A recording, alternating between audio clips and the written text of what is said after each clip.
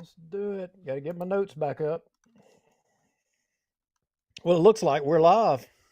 Yes, sir. I think we are actually live, as we do most weeks.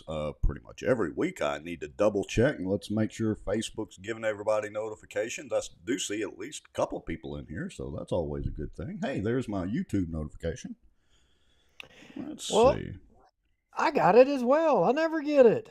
I never Yeah. get it, but even I'm getting notifications now. So Hey, that's cool. we're firing on almost all six cylinders, or eight, or well, four or whatever.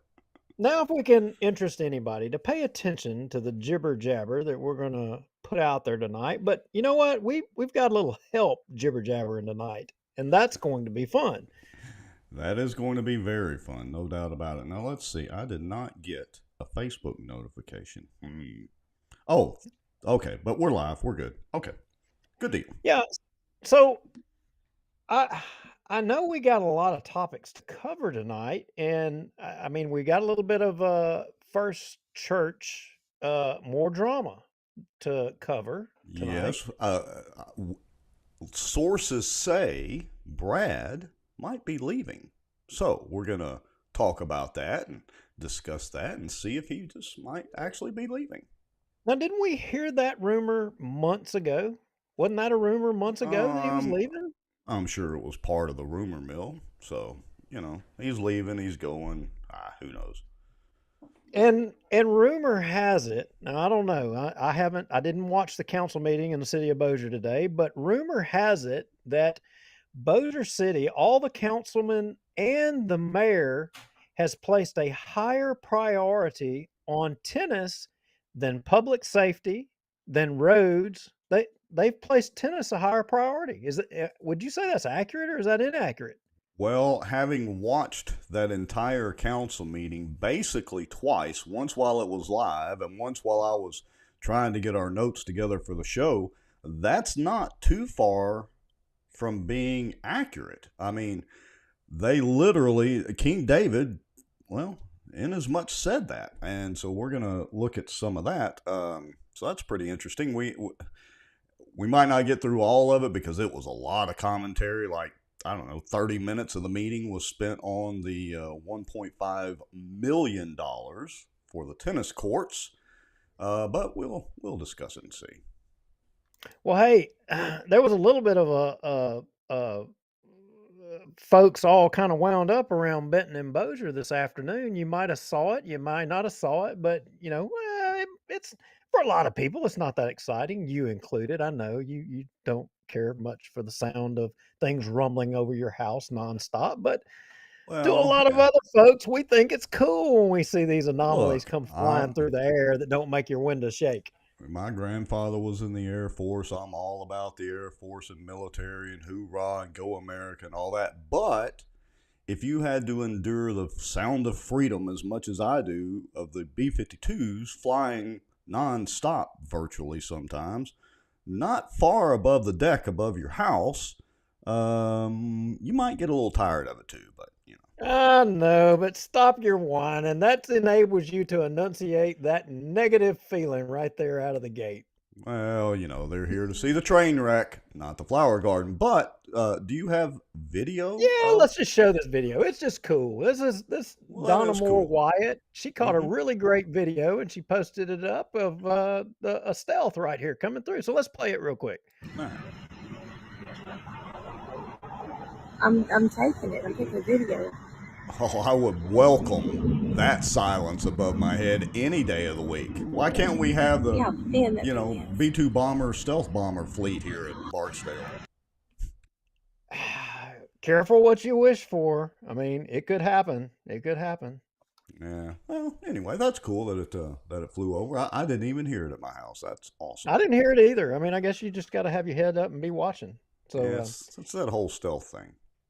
well, hey, are we going to do our countdown or our little break thingy and Yeah, let's then go come ahead and back? do. Yeah, let's go ahead and do our countdown and then our intros for our ads. Again, that's about 3.5 minutes total. That gives everybody time to go get a stiff drink, whatever that may be.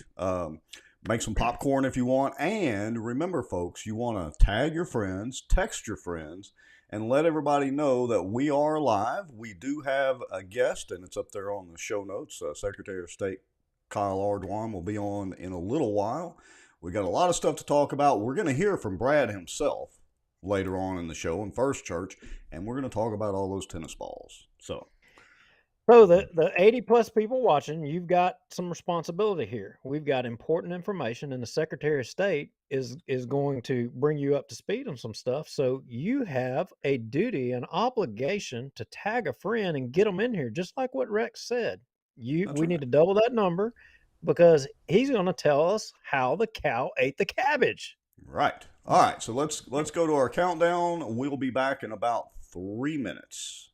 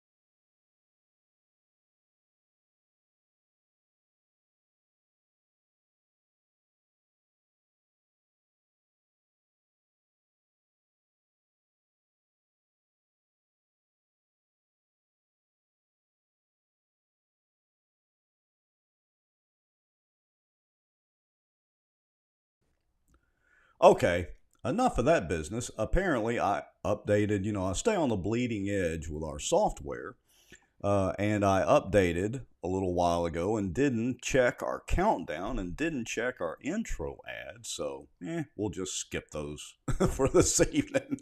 How about I'll do it manually? We would like to thank Pelican Training and Consulting, Julie Ferris, and of course, Michael Ferris. We would also like to thank David B. Womack, contractor, who is a good friend of ours, for helping support the show. We also want to thank, of course, you and Kara and Acadiana Mortgage. And then check out the Outdoor News and maybe Smarter Geek if you want to. So there, we have our sponsor intros. How about that? Awesome. Hey, Cliff Smith, thanks for watching. Thanks for messaging in the show and letting us, know that you're there. So, there's right at 80 people in here. You guys need to let us know you're there. Text in the comments, say hi, let us know, because I can't see if you're there or you're not. Rex, yeah. I don't know. Maybe you can. I mean, but when we're live and we're doing this, we don't know that we know that we see a number, but we don't know who's there. So if you're there, message, let us know. Yeah, just sound off and say hello in the comments. Let's see. Yeah, Cliff Smith's watching from Mobile, he says. Thomas Shea says, made a poor choice in where I'm living because he knew that he had the B-52s flying over his house. Well, like I said, it's really not that bad, but sometimes when they're flying late night simulations or missions or whatever they fly, hello, Mr. Touch, and hello, Miss Murray. Hello, Mr. Ferris. So, hey, I'm wondering how many folks,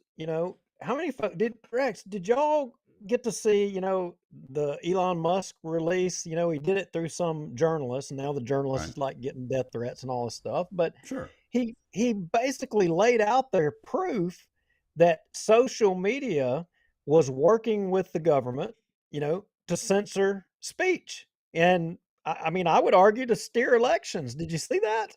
I did see it, and to be clear, he also made it well known that if he comes up dead, he did not commit suicide. He literally said that. And they were doing actually one of the Twitter Spaces audio deals. It's kind of like an audio live. Anyway, he did make the comment, if he comes up dead, he didn't commit suicide. So Yeah, I mean, and look, I mean, so you just had the election right in Arizona, and right.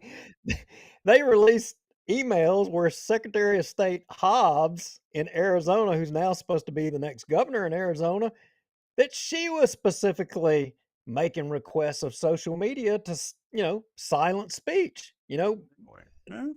destroying people's constitutional rights. I mean, I got to tell you, it makes me wonder what our Secretary of State thinks. Does he think that's cool? I'm dying to know. Well, I tell you what, since you're dying to know, let's see if we can go ahead and we just happen to have our own Secretary of State for Louisiana on the show. Let's see if we can get him on. So let's go over here. Let me switch screens here. And let's see. We need to get your audio up. There we go. Got him live. Well, hello there, Mr. Kyle Ardoin. How are you? Very well, and yourselves? Doing pretty good. So, Duke, you had a question there or something we needed to know. I I am dying to know if you think it's cool for a Secretary of State, to seek from social media companies to, censor people's First Amendment rights. I'm just dying to know. Apparently, that's a cool thing in Arizona. Well, from my perspective, hell to the no. That is There not the you right go. thing to do. Awesome. Well, that is Um, exactly what I wanted to hear. And yeah. I don't know. I got to tell Well, you, I think, Duke, I'll tell you this. Frustration from our perspective is the Democrats seem to have, at least the Democratic secretaries of state, seem to have an inroad directly to these social media companies that are able to cut off so-called free speech, if you will. When we have real serious issues of blatant disinformation or misinformation or conflicting problems with information being put out there by groups, we can't ever get any response from the social medias. From my perspective as a Republican Secretary of State, we've had major difficulties. And it's real information that's wrong, and they won't react. They say it doesn't meet their community.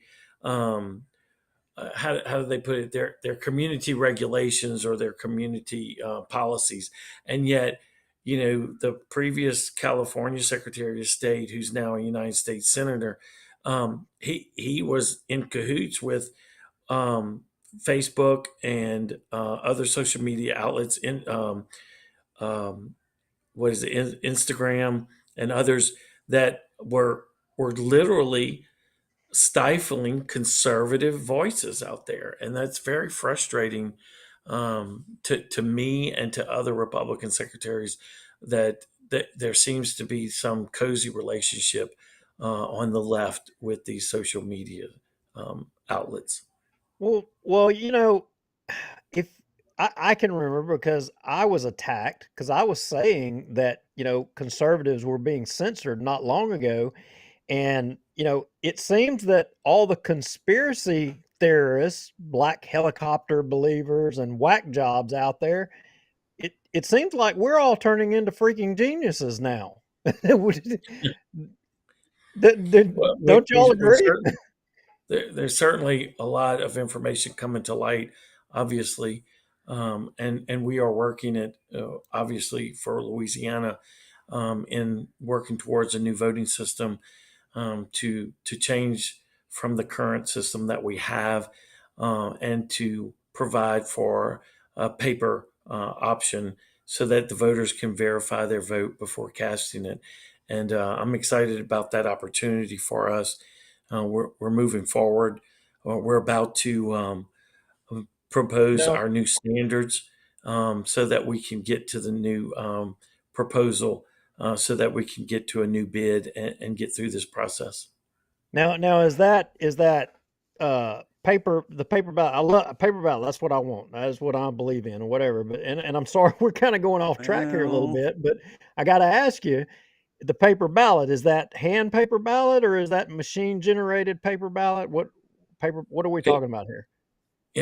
right now, it probably would be a combination because the voting system commission, and pardon me for my voice, I've, I lost it right before Thanksgiving. I'm still trying to get it back, but it would be probably a combination of both because we have to have we have to serve the disability community, and then we have to make sure that we can tabulate and have accurate counts on election day, and then be able to audit it right after the election.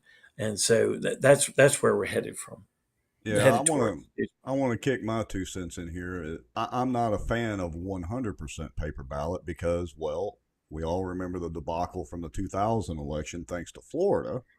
And there are problems or potential issues with strictly paper, but I 100% agree that we have the paper as, your backup for it, so that you have some way to double check.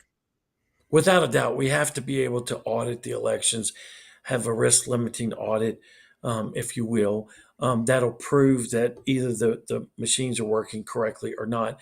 I will tell you that I was working towards the possibility of a trial program of what we would have seen as a paper in early voting, a paper tracking system.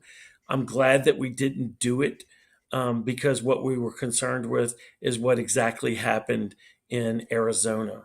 And so it would have been, because we're under the same contract we're under now, it would have been this. It could have been the same debacle there. So again, Louisiana has shown that we know how to perform our elections. We just have to get to the next step and show the rest of the country how to do it better and more perfectly. And I'm excited as to where we're headed. I'm excited that we're ranked by Heritage Foundation as sixth in the nation in election integrity. Even the liberals rank us first in the South, and we're not going to always agree with them, the Electoral Integrity Project. But if both sides are seeing us doing something right, then I think we are an example for the rest of the country. And to move that forward, if I may, um, Constitutional Amendment number 1 on the ballot is an effort to stop or prevent, as we did early on before the presidential election. We were we had the foresight to stop and prevent ballot harvesting in the 2020 election in Louisiana, and that's what I'm trying to do with Amendment number 1. That will prevent any local governing authority to allow non-citizens to vote in their election. Okay, and so I'm trying to quickly pull up the screenshots for that. Let's see, that's going to be cut 6. Give me just a second here, and that'll kind of help everybody out. Let's see, publish. I think that ought to be close enough there. Okay, so just for the folks that are viewing it or whatever, I've got the 3, or at least what's on our ballot, the 3 constitutional amendments, and so you were just referring to Constitutional Amendment number 1. Is that correct? That is correct. It would require, so there's a loophole in the Constitution. It only requires that a Louisiana citizen be allowed to register and vote. This requires not only to be a Louisiana citizen, but to be a citizen of the United States, which provides for preventing a local governing authority, say example, New Orleans or Caddo, whichever, to allow for non-citizens to vote in their local elections.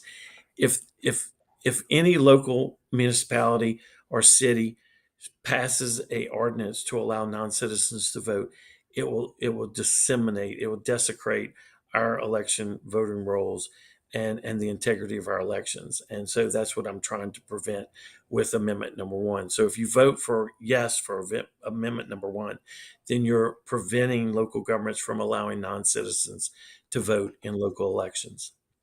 Yeah, it seems like that would just be common sense, but I guess the loophole would be maybe if somebody comes over here on a green card or visa or however that works, maybe a professor or something at a college, that's from whatever country it may be. I guess they could come over and they can apply for citizenship from the state, but not necessarily U.S. citizenship, I guess. Well, if you're living in the state of Louisiana and you get a Louisiana driver's license and you're recognized by the government, then technically you're a Louisiana citizen and you're not technically a United States citizen. To me, this obliterates the naturalization process. Those people who work hard to become U.S. citizens and want to vote in our state and federal elections.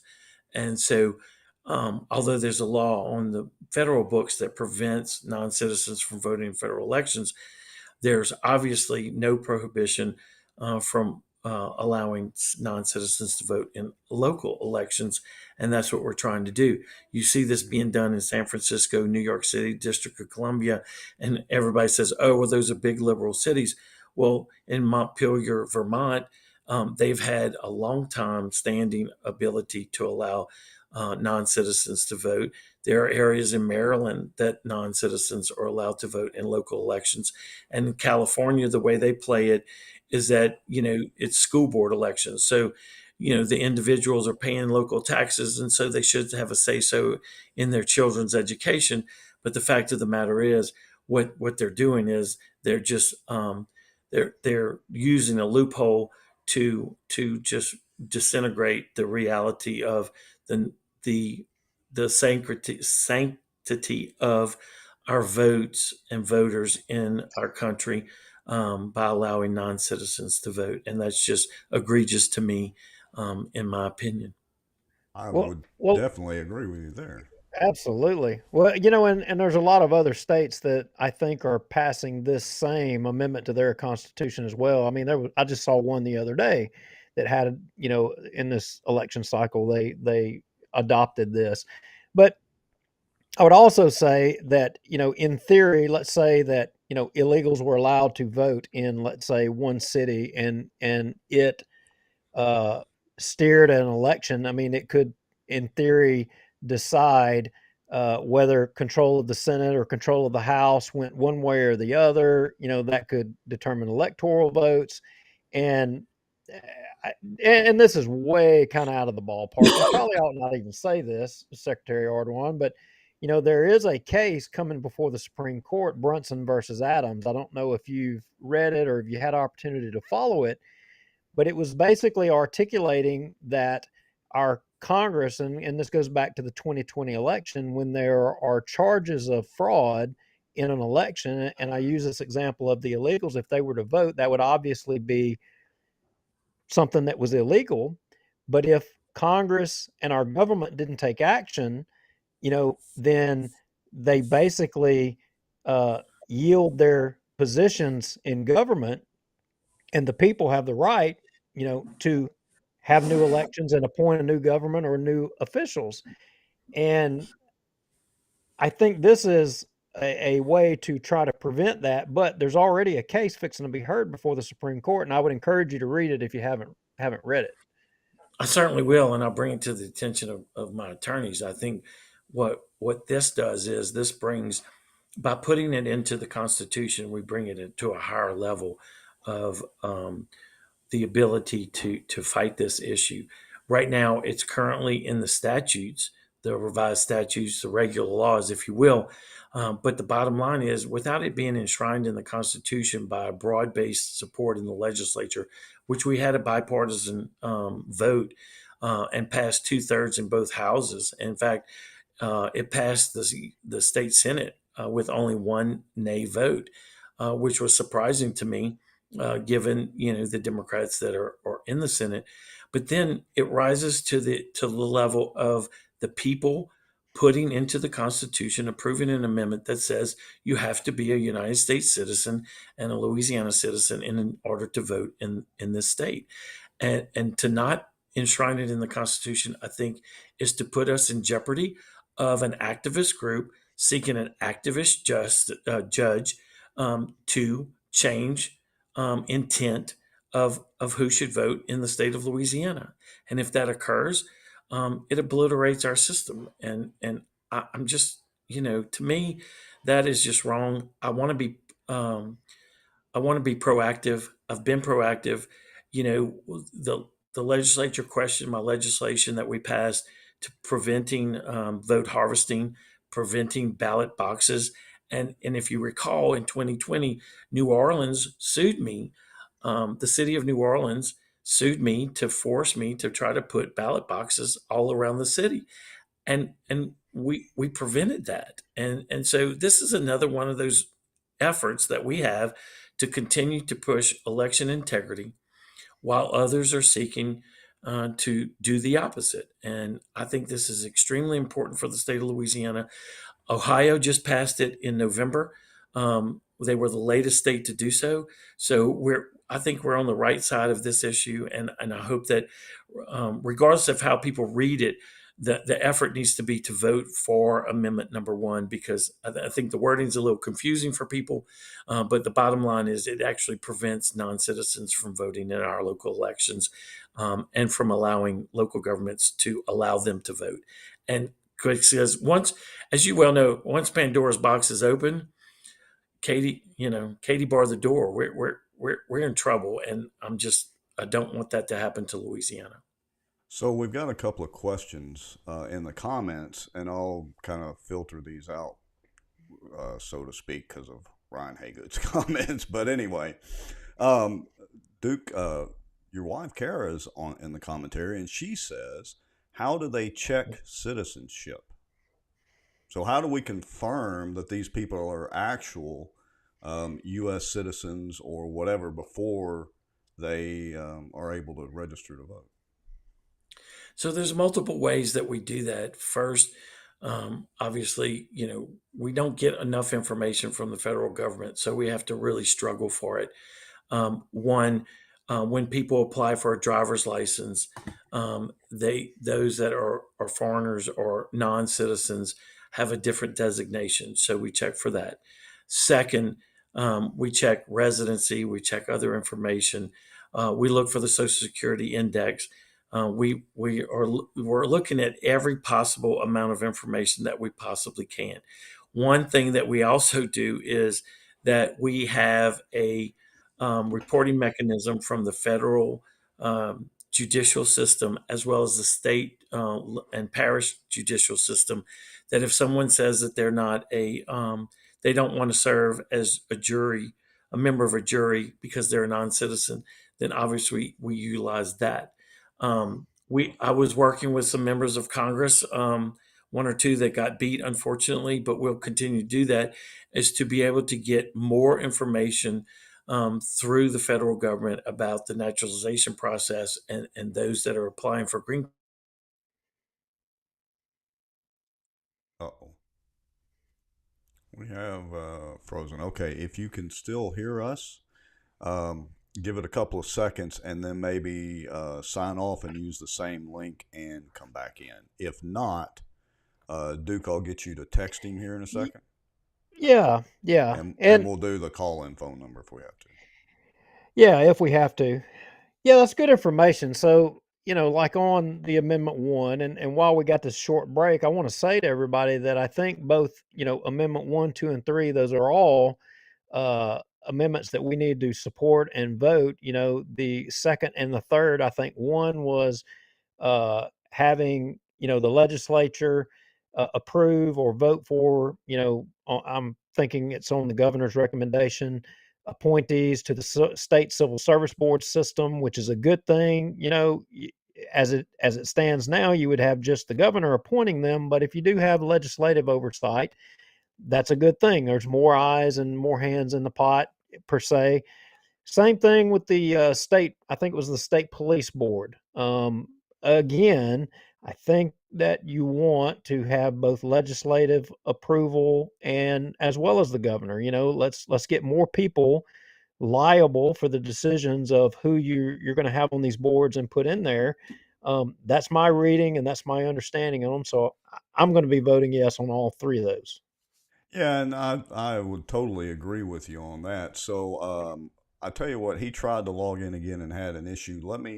Do you have the phone number, the call in number handy, Duke, or do I need to text it to you? Don't text it to me real quick. And whenever we do get him back in, I want to go back to some of his comments, specifically regarding like risk limiting audits that he mentioned, because, and I don't want to say what I think about him. I'm going to wait till he comes on. That way, like I'm saying it behind his back, but I, I have my own opinion on risk limiting audits. And then I want to go back to this paper because, got a little bit of concern on paper. All right, let me get this to him real quick.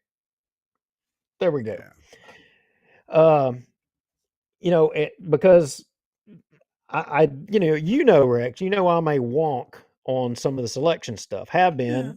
I mean, Right. look, I was a wonk on election stuff before it was cool to be a wonk on election stuff. You know that. You've always been a little wonky with it, so. I mean, who else do you know was making videos of whether or not with a hairdryer you could stuff a ballot or not? I was doing it before it was cool. Yes, you were. We have officially stuffed a ballot for testing purposes only. Let me be clear about that. That's right. Now, wait a minute. Did we tell him the last time that we were practicing that? We may have mentioned that. So did we ever disclose that to the Secretary of State? I don't know. Maybe. All right. Let's see if he. Let's see. Come on. He's trying to log in again, so we'll see here. Let me see if I can assign him to maybe guest 2. All right. So let's see here. Just a second. Let me put him over on guest 2. Aha. Okay. So do we have audio? I'm here. Perfect. You're back again. Sorry about that. I don't know what happened. There's somewhere between you and us, which is thousands of miles of cables and all sorts of things, a connection dropped. I mean, what could go wrong? Right. Well, look, I've got a personal disclosure to make, and I got to tell you, I got a lot of questions for you. Because you said a couple of things I want to go back to, but I got a personal disclosure I got to make with you, Secretary Ardoin. You may not realize this or not, but I was an election wonk before it was cool to be an election wonk. Did you know that? So was I. Well, I know that about you. Hence the reason you're probably the Secretary of State. So I'm glad you were, Duke. I need company in this world. Well, Duke has a confession to make also, and I think he may have made it when we had you on before I think it was show 107, but you may want to listen carefully because we may want to get the law involved here. I just want you to know you can, in fact, use a hairdryer to open a mail ballot and replace the ballot inside and reseal it. I just thought you might want to know. You don't know whether to take me serious or not. But can you remove the flap? Didn't I do that, Rex? I'm pretty sure. We actually did it live on the air for testing purposes only, of course. So we'd have to go back and review the video. The election was over and passed, and it wasn't. Anyway, it was after the election. It was way over, and it was an old mail ballot. We made a copy, and it was my ballot, and showed it on the video from beginning to end, sealed it up. Then after, kind of in the show, then we took a hairdryer, warmed the glue, opened it up, took the ballot out, put a new ballot in. Voila. It worked. But you had to have access to a new ballot. Oh, yeah. Well, we made our own, just like in Arizona and Georgia and Pennsylvania, everywhere else. Oh, but guess what? I've got a copy machine. That gum. The copy machine ain't What going do to work. You think I'm an amateur here? Our scanners detect the weight of the paper. It's a proprietary paper, and a copy of it won't pass the security parts, the timing marks on the side. The timing marks have to work exactly. Okay, don't make me get Joe Von Pulitzer in here now. I know that was a thing for him. But look, when I'm back up north, I'm gonna visit with you on that one. All right, with the state police in tow. You got to find me first. I can run fast. No, I'm not going to do that. It was after the election, so it wasn't. He didn't try to submit a fraudulent ballot. Well, anyway, so you said you was talking about paper ballots, and then you were talking about risk limited audits. Okay, I didn't want to say what I thought about risk limited audits, and I may have said this in the previous show, and I may be beating a dead horse, and you can already read my mind is what I'm thinking. I think risk limiting audits are crap. I mean, if we can, and here's my position on that. If we can send billions of dollars to a country over there in arms that can end up turning around, taking that and selling them to someplace in South America, and they're ended up coming up on our border, by gosh, we ought to be able to have an audit where we count every ballot and completely inspect everything. And we don't have to do this small percentage that is quote unquote mathematically supposed to reflect everything. I think that's BS myself on a risk limiting. I don't agree with that. I don't. And I think I speak for a lot of people. Well, I certainly understand your point, but the reality is that if you move more and more to paper, then when do you want your results? You want your results election night like we have now, or you want your election results weeks later because you're waiting on 100% audit of all 64 parishes? If you're able to do a risk limiting audit, of which, by the way, months ago, a year ago, that was what everybody was pushing for. Oh, we got to have risk limiting audits because that's going to prove that the machines are working correctly. Bottom line is that why do we keep moving the measurement back and forth? The bottom line is that either you have all paper and you wait weeks for your election results, or you have a mechanism by which you have paper and electronic tabulation, and then you audit in a respectable way with accounting principles. Have a third party do it, like the legislative auditor.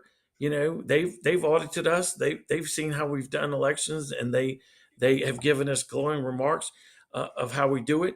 I mean, that's the big question. If you have problems like in Maricopa County, then I would absolutely require 100% audit in that county, because you need to make sure every single ballot has counted and is accurately counted, and that the machines operate properly. And the fact that they didn't from the get-go is, okay, what were the processes that they had for containing the ballots, for transferring the ballots to the new facility, to the overall counting.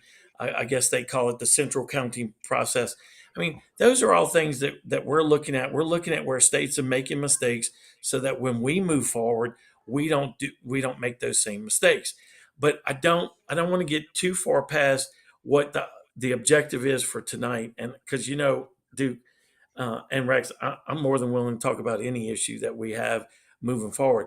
I just want the people of Louisiana to understand that we got to pass Amendment number 1, vote yes for Amendment number 1, to prevent non-citizens from voting in local elections, or allowing local governments to allow non-citizens to vote in their elections, because that would just be a Agree. horrible precedent to set. And go ahead. I'm Oh, sorry. agreed 100%. And I'm going to go out on a limb, and if that fails or whatever, you know what? I'm going to come volunteer my time to work for you. That's what, and I'm going to eat my Well, I crow appreciate it. every freaking day. But why can't we? Because I believe this, Secretary. I believe that people feel like me. The majority of people feel like me on risk limiting audits. That why do it? Why bother? That we would rather. And I also believe, but we're never going to ask this question. I also believe that people are willing to wait on the results. Now, politicians, no, they want to know that night, right then and there. But I think maybe that we all, and I'm including myself, we're all spoiled from historically getting the results that night. We've done a good job in Louisiana. We have, but across, and I'm speaking widely, I'm speaking across the country, but we're all spoiled in that we're wanting this result. If you contracted me to build a boat or to build your house, you're not going to say to me, okay, you got to have it done by midnight, or else, you know, but if I said, okay, if you give me a week or two or a month to guarantee you that it's 100% correct, I'm going to guarantee you that it's not going to sink. And I'm going to guarantee you it's not going to fall off the cliff into the ocean. I'm going to take the month. Well, first of all, I don't know of any houses on the ocean in Louisiana, but I will say this, Duke, you know as well as I do. Look at what has happened in other states. We had just 2 years ago, we had conservative members of Congress winning on election night, and 2 weeks later being told that they lost the elections. No one can tell me that no one's going to claim fugabooing going on after the election and late counts. And it just creates another mechanism by which people don't believe in the system on either side. And let's face the reality. Before 2016, Democrats were claiming, or upon 2016, Democrats were claiming the election was rigged. Now it's the Republicans, and the bottom line is no one's trusting the system because it's now become, if my candidate loses, the election's rigged. The bottom line is that if we can have accurate results on election night, and then we can have audits after the election to prove the election is correct, I'm all for that. But if we are expanding the way we count ballots, and the time frame that ballots are going to be counted, then we have problems. Look, Louisiana is a leader in this because we require our absentee ballots to be in by 4:30 p.m. the day before the election. Other than that, the only people that can ballots be turned in is military, overseas, and hospitalized voters. You can quantify that very easily because it's very few voters, and they have to be in by 8 p.m. on election night, which means either you're faxing it or it's come in by the mail. And the bottom line is those are then calculated or counted, excuse me, by Tuesday of the following day, of the following after election day by the Board of Election Supervisors, and they're checked and they're cleared. But we have a system that works. It is not. We're not.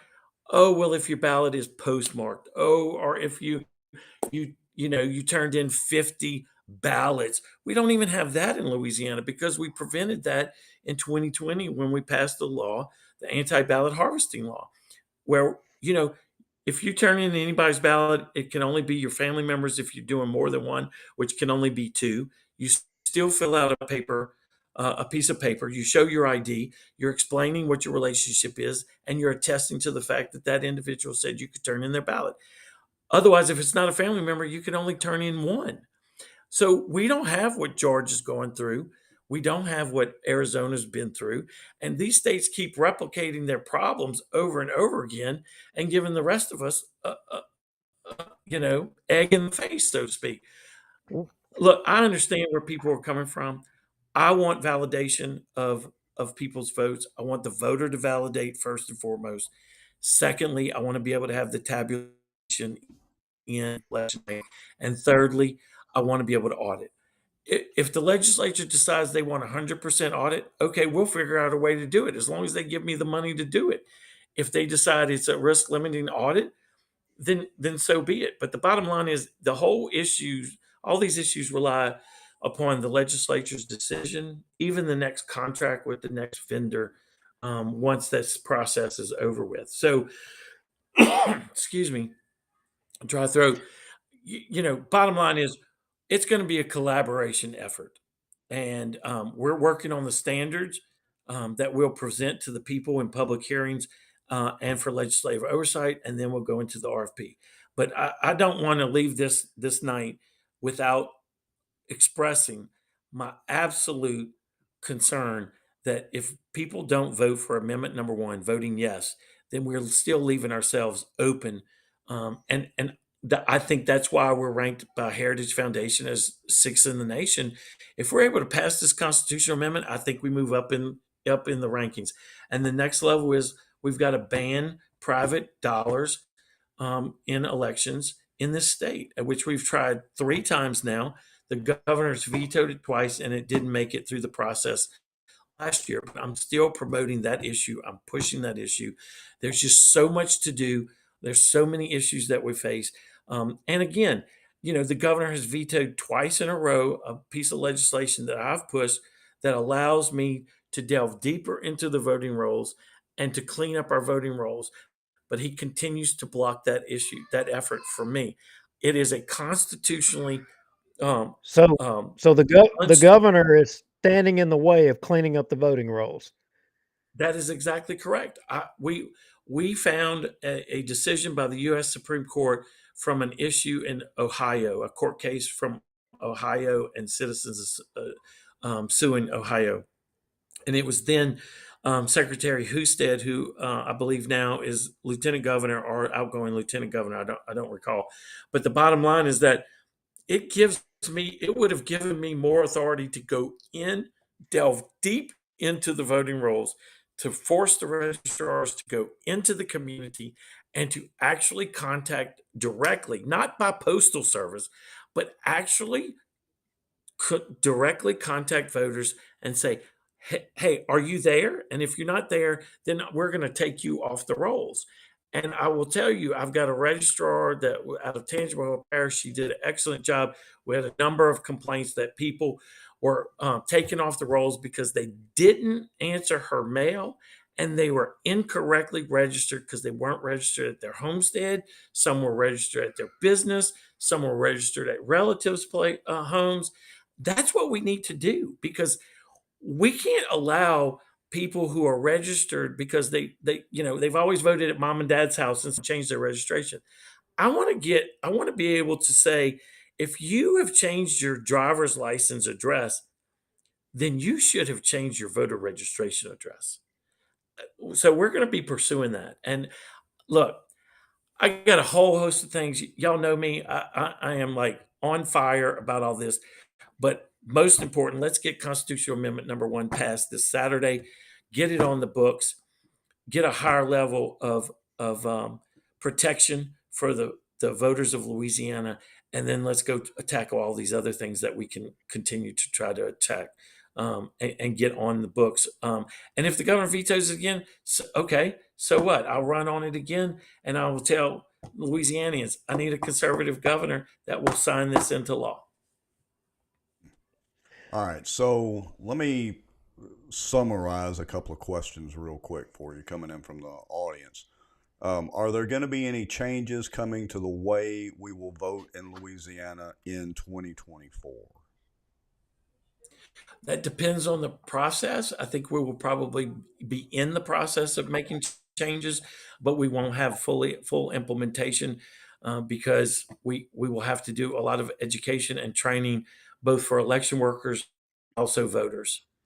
All right, and one Well, more Mike, question. I'm gonna reword our good friend Ryan Hagood's question just a little bit. So, what's the status of Dominion and their voting machines and the state of Louisiana? Any change there, movement either way yet?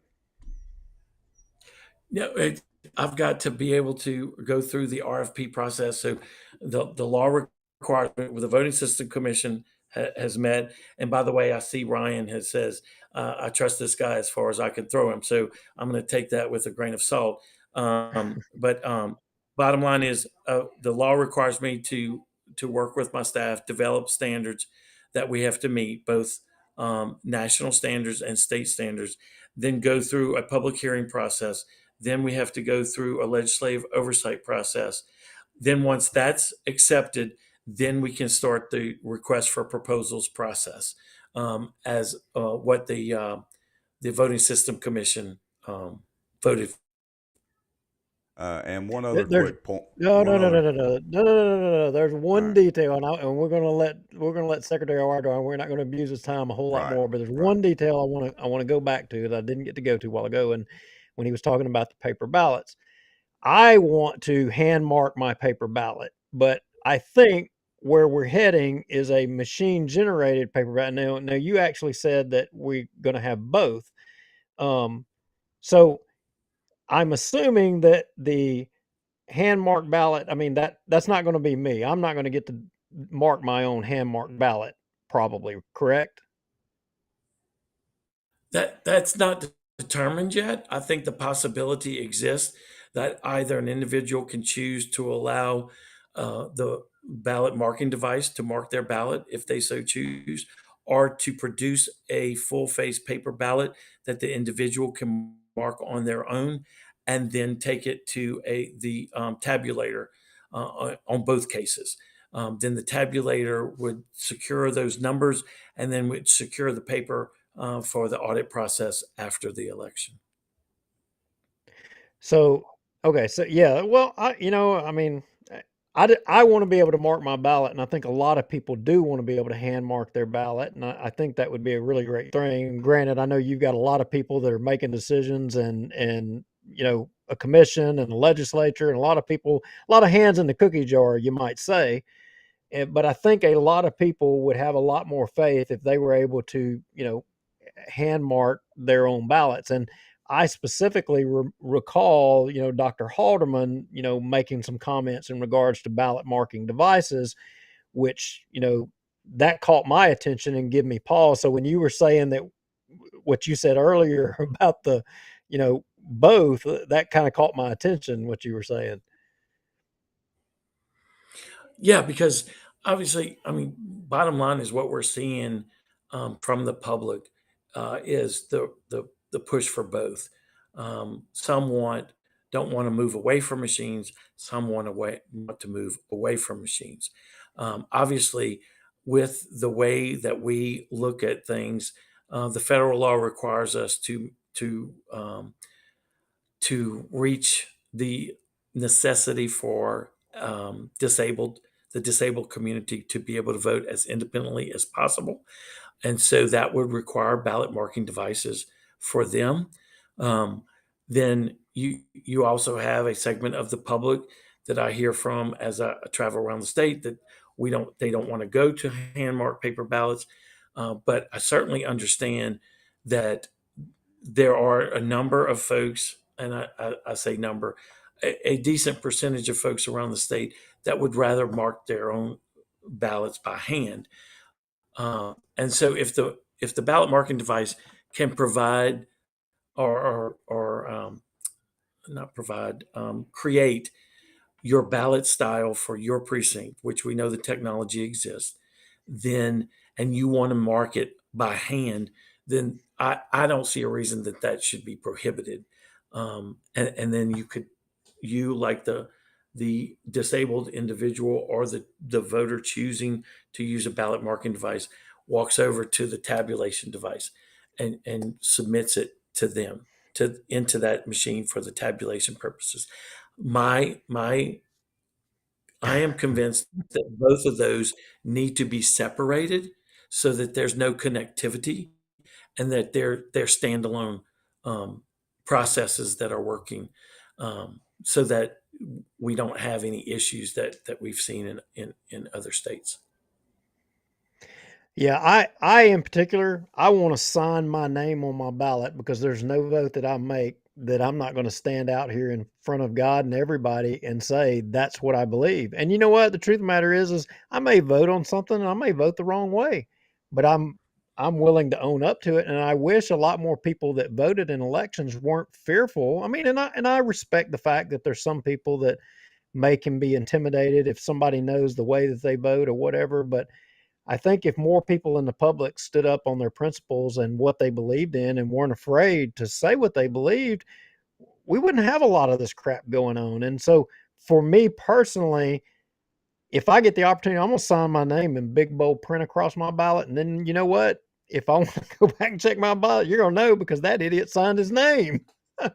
Well, and certainly, I mean, if you want to do that, sir, I don't think anything stops you from doing that today if you vote absentee. But certainly, there are those who want the sacred right of a private ballot, and that's okay. I mean, everybody has the right to that. I will tell you this. I think it's important to note because I am seeing some of the comments here. We still have in law the requirement that the any vendors that are responding to the request for proposals must be American owned. They cannot have more than 25% ownership outside of the U.S. And quite frankly, I don't really want anything outside the U.S. But the bottom line is some of the equipment, some of the technology can't always come from the U.S. At this point in time. Had President Trump continued in his service, I think we would have a much more production created economy where we would be creating our own technology versus being dependent upon foreign technology. But in the end, we do have some protections in place. And so any companies with foreign influence will not be considered in this process. And we do require them to disclose their board membership. We require them to disclose their ownership, and so I'm really pleased with where we are in terms of the law, and we'll look and see if there needs to be some tweaking before the request for proposals is actually released, and we can do that in this upcoming session. Well, I want I will say this. I see Ryan Haygood talking about Connectech. I can't even We know who pronounce you're it. talking about. We have no contract with them. We never have. They are on the Office of State Procurement's distribution list for future contracts of any part of state government. But that doesn't mean that they are actually a part of our system, and they are not. I want people to understand that they are absolutely not part of our system, have never had a contract with our elections or with the Secretary of State. And I don't see that changing, especially with what's going on and the way the law is written. Well, I want to bring up a couple of more points as we kind of wrap it up. And again, we appreciate all your time this evening. So, You didn't know you was going to take all the beatings tonight, did you? Well, Duke, I've been taking some beatings for 2 years now, and I don't think all rightfully so. But I think if people look at my record and what we've done for election integrity in Louisiana, how we've strengthened our laws, how we've strengthened our systems, and continue to do so, I think they see we're going in the right direction. And I'm not afraid of answering tough questions at all. And I mean, people want me to say, oh, heck no, no dominion, blah, blah, blah. Look, I can only do what I can do, and I can only say what I can say without getting us in some legal trouble. But there's a reason why we're going out for an RFP. And so I hope people understand that. But I'm just not going to put myself in a position where I'm going to put myself and my family in a legal quandary, with all that's going on since 2020. I've got a little bit more sense than that. We've got to have a competitive process, and it's got to be a level playing field.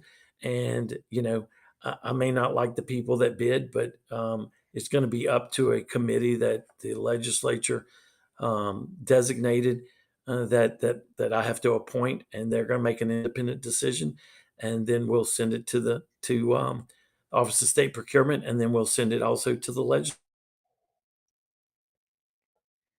Well, looks like we may have frozen. Let's try again. I'm going to put myself in jeopardy. Well, and speaking of that, I'd like to remind everybody. How about that? We got you live now. I'd like to remind everybody that you watching that you also need to reach out to your legislators and put the pressure on them as far as specific types of systems or anything that they would that our viewers would like to see. I don't know, you got to go through the competitive bidding process, but if there's anything specific that you want to see, reach out to your legislatures and go up the chain that way. And I also want to point out, David Jones brought up a good point earlier, so I'm going to put his comment up. He said, I'm sorry, folks, look at turnout. Do people really want to be troubled with participating in the democracy? He brings up a good point that we need more people participating in the process to begin with. You're exactly correct, and the frustrating point is, one of the most important constitutional amendments is on the ballot on Saturday, and you know what our estimate of turnout is less than 20%, and we had almost a 46% turnout for the November election, and I get it. There was a lot more on the ballot in November. I don't like December elections. I want to get away from December elections, but we have to deal with some court issues with our federal delegation and when they're considered elected and not. And so, but those are all the things that I want to take on and really work towards in the last 4 years. I mean, we have been we've dealt with a significant um, natural disasters over the last 3 years. This year being different, praise God, and putting on elections, also amongst COVID, and preventing wildly wild changes in our elections procedures. And I'm proud of that because we protected what was law. We made some concessions, but minimal concessions, unlike other states that just blew the doors wide open, and Supreme Courts like in Pennsylvania decided you can count votes, days after the election when the legislature said no. And I mean, we've done a great job in Louisiana. I'm proud of the record. I'm proud of my staff. I'm proud to work with the clerks of court and the registrars of voters with the natural disasters that we have seen over the last several years in putting on our elections. And it's been very stressful. It's been long hours. My staff is I mean, you work in state government, you don't get high pay, you get good benefits, but even those benefits have lagged in recent years. But the bottom line is they never stop working, and I'm so proud of that. And I just want the people of Louisiana to know that we're constantly on the job, and elections is not a flip on, flip off switch. It is constant work because we have to do maintenance. We have to do maintenance of our voter registration rolls, and everything's being more and more um, um, tied into a tighter type time frame. And we really need to loosen that up. I think we need to do away with spring elections, those small tax elections. I know local government doesn't like to hear that, but the bottom line is that with the newer technology and a new voting system, we ought to be able to do that because our voters are fatigued. And let's face it, in Louisiana, we're always looking at an election. We have 4 elections a year. There are some states that don't have elections but every 2 years. Do we really need that many elections? It's time to do some reforms. And when local governments put taxes on the ballot and they lose, and then they put it back on the ballot and they lose, and they put it back on the ballot and they lose, when is no no? I mean, the people are tired of all this. And so it's just a lot of issues that we have to face. And I'm looking forward to working towards that. I'm looking forward to pulling ourselves um, out of where we are from all these natural disasters and the COVID, and getting to a place where we can continue the proactive approach that we've taken, like anti-ballot harvesting and like constitutional amendment number 1 on the ballot this Saturday that everybody needs to vote yes for. I can't disagree with any of that. In my time of being on the board of election supervisors up here in Bossier Parish, working with, the guys from your office and gals and all that, it went pretty flawless up here at the registrar of voters and all that. So I think you guys are doing overall a pretty good job. Well, thank you very much. And look, I know we're closing, and I just want to step back a minute, and I just want to wish all your viewers a very Merry Christmas.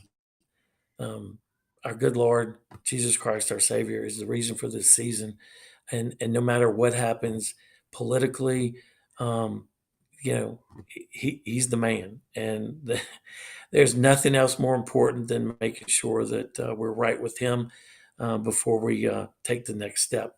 And so I wish you all the best. Your families a very Merry Christmas, a peaceful New Year, and I just ask Louisianians to go vote.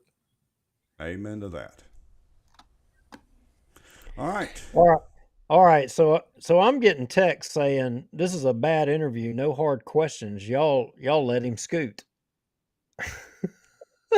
What? I, that's what I'm getting. I'm getting beat up. Well, Oh. you just Duke. It just goes to show you can't satisfy everybody. Yeah. Not everybody is going to be happy no matter what we ask. That's right. All right. Well, we Well, we appreciate it or I could anyway. just So. say, Duke and Rex, I could just say, "Welcome to my world." Yeah, exactly correct.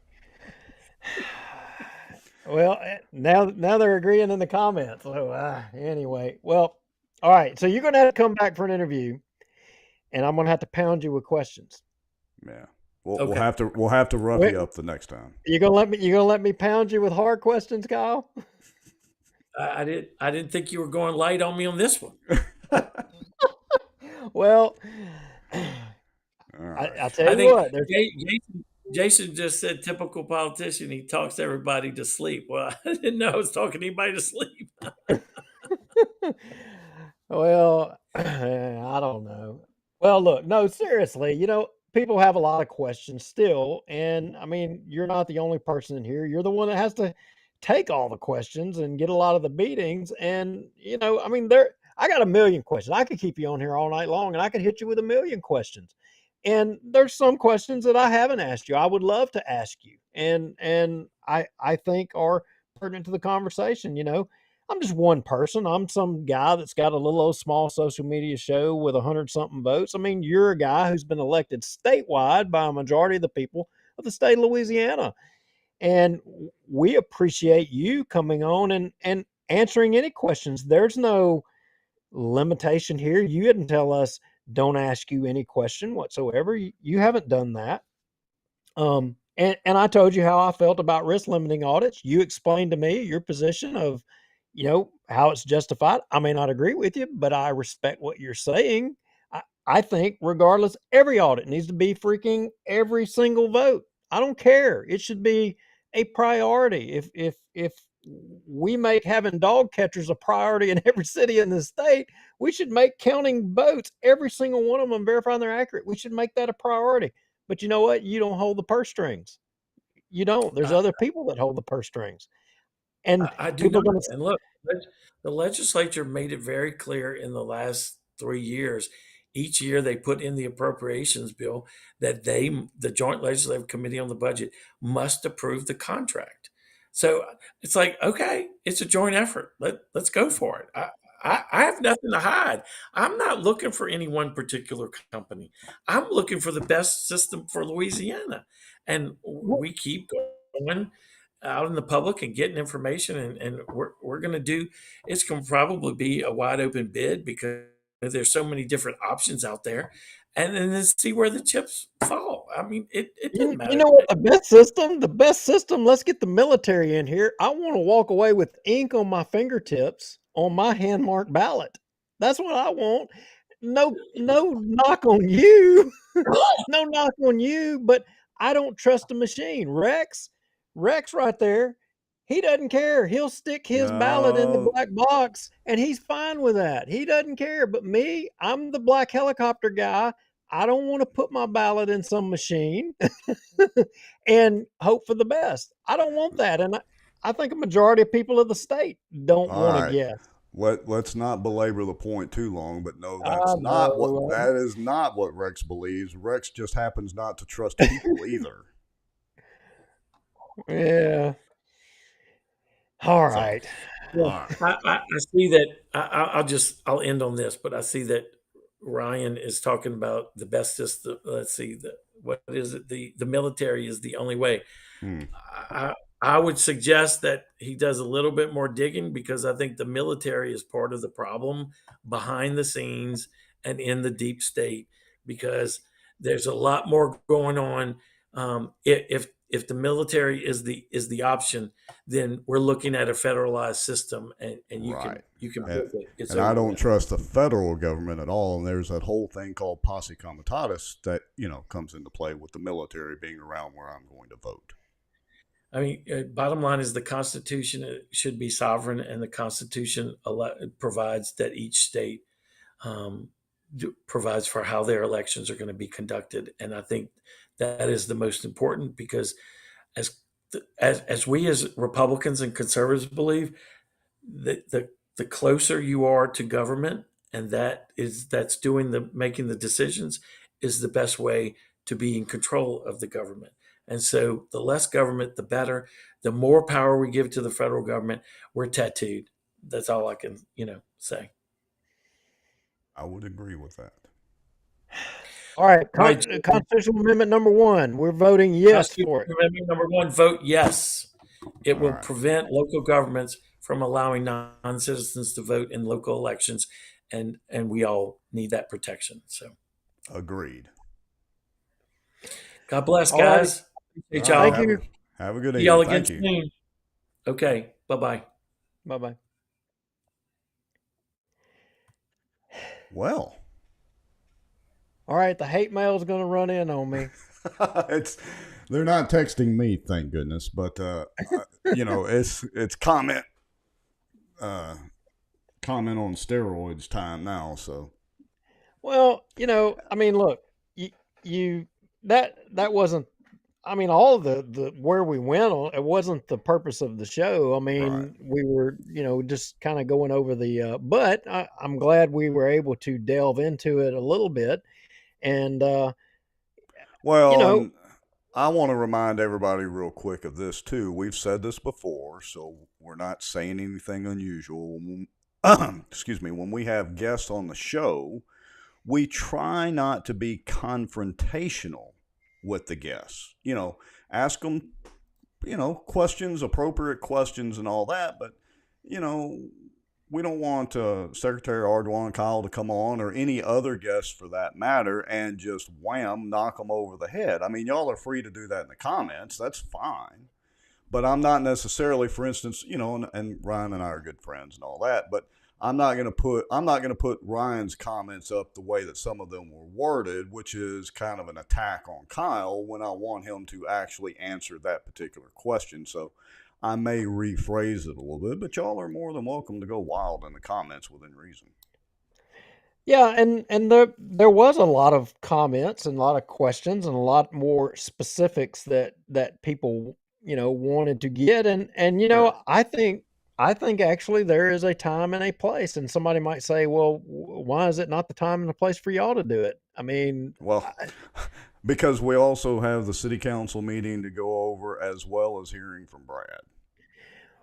Time limitations, folks.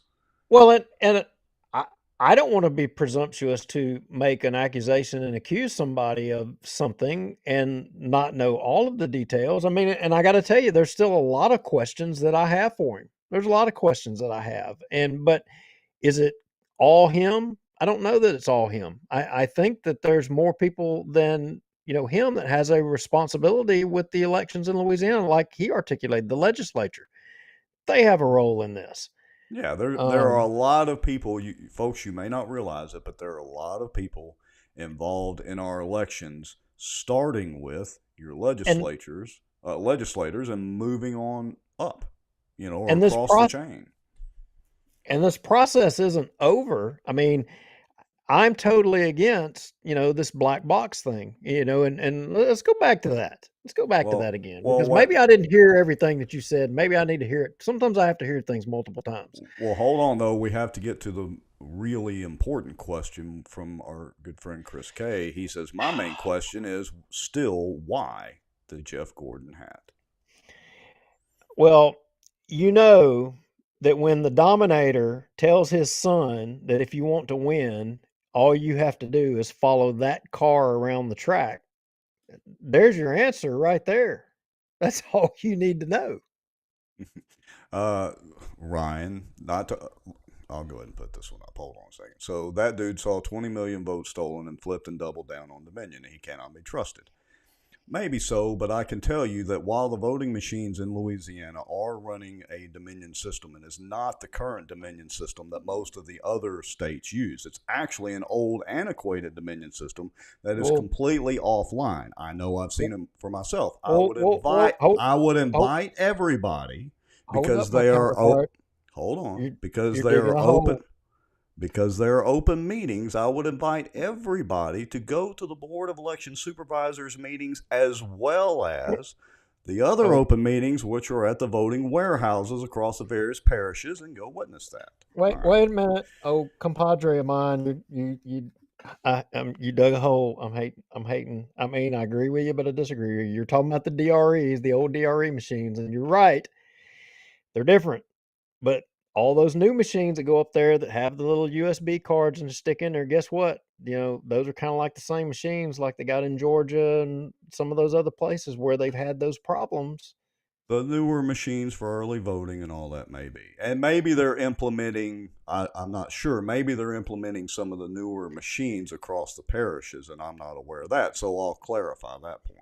Well, and these scanners that they're running all these mail ballots to. I mean, here's the thing. I mean, once it goes through a chip and it's scrambled into a million zeros and Okay, ones, and all I'm going to say is hanging Chad. You can't trust people either. Machines, now hear me out. Machines tend to be more accurate, but it goes back to being able to vet the but code.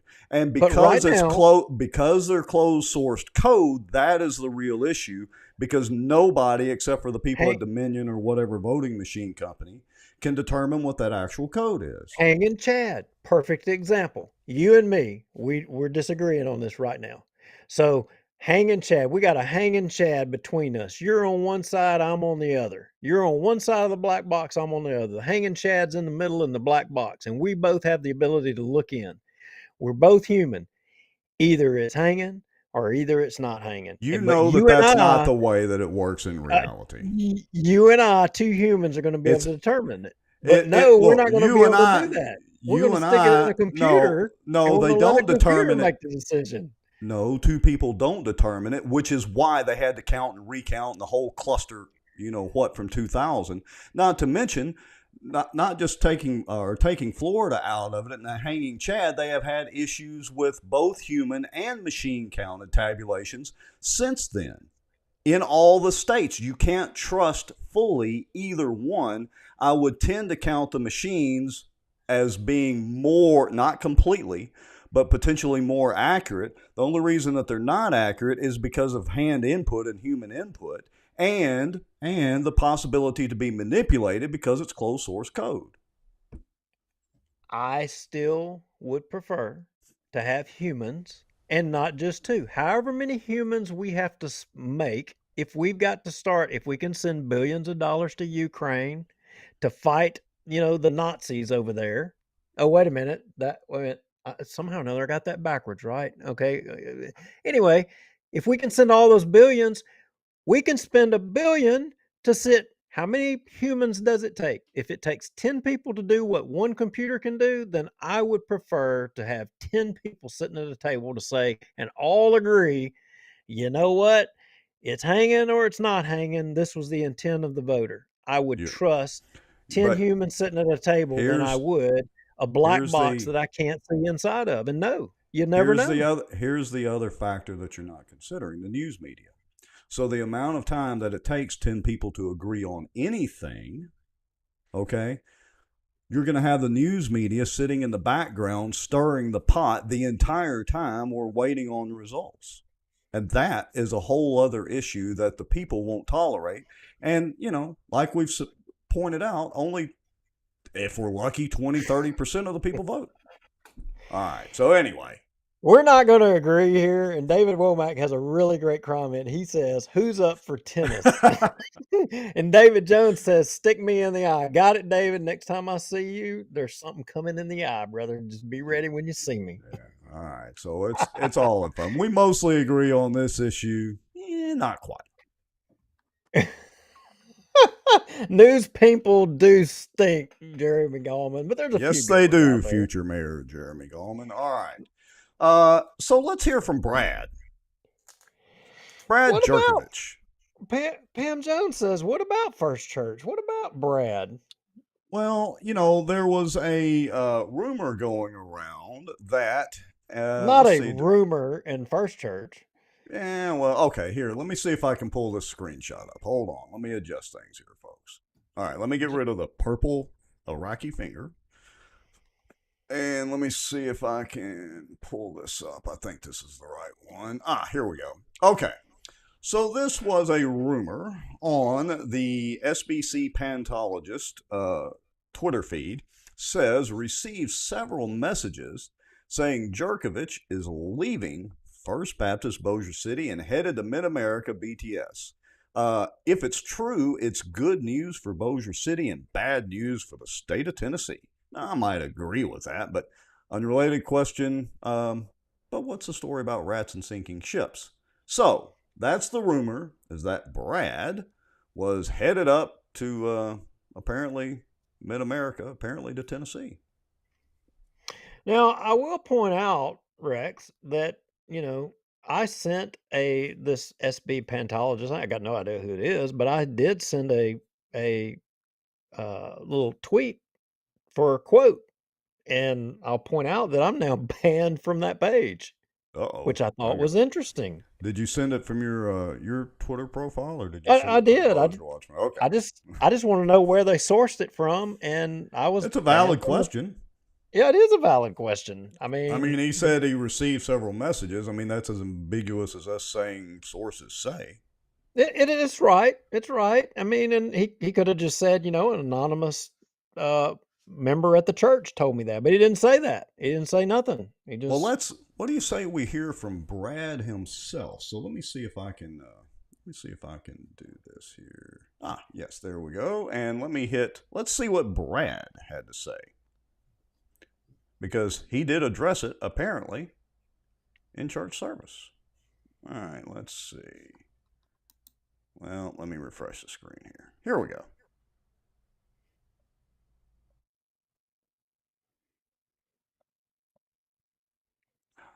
Blasted. Hold on a second here. Technical difficulties tonight. Yes. All I want to do is... that's not nice. All right, hold on. More than one way to skin a cat. Let's try this. Hold on, folks. I'm trying to show you what Brad said.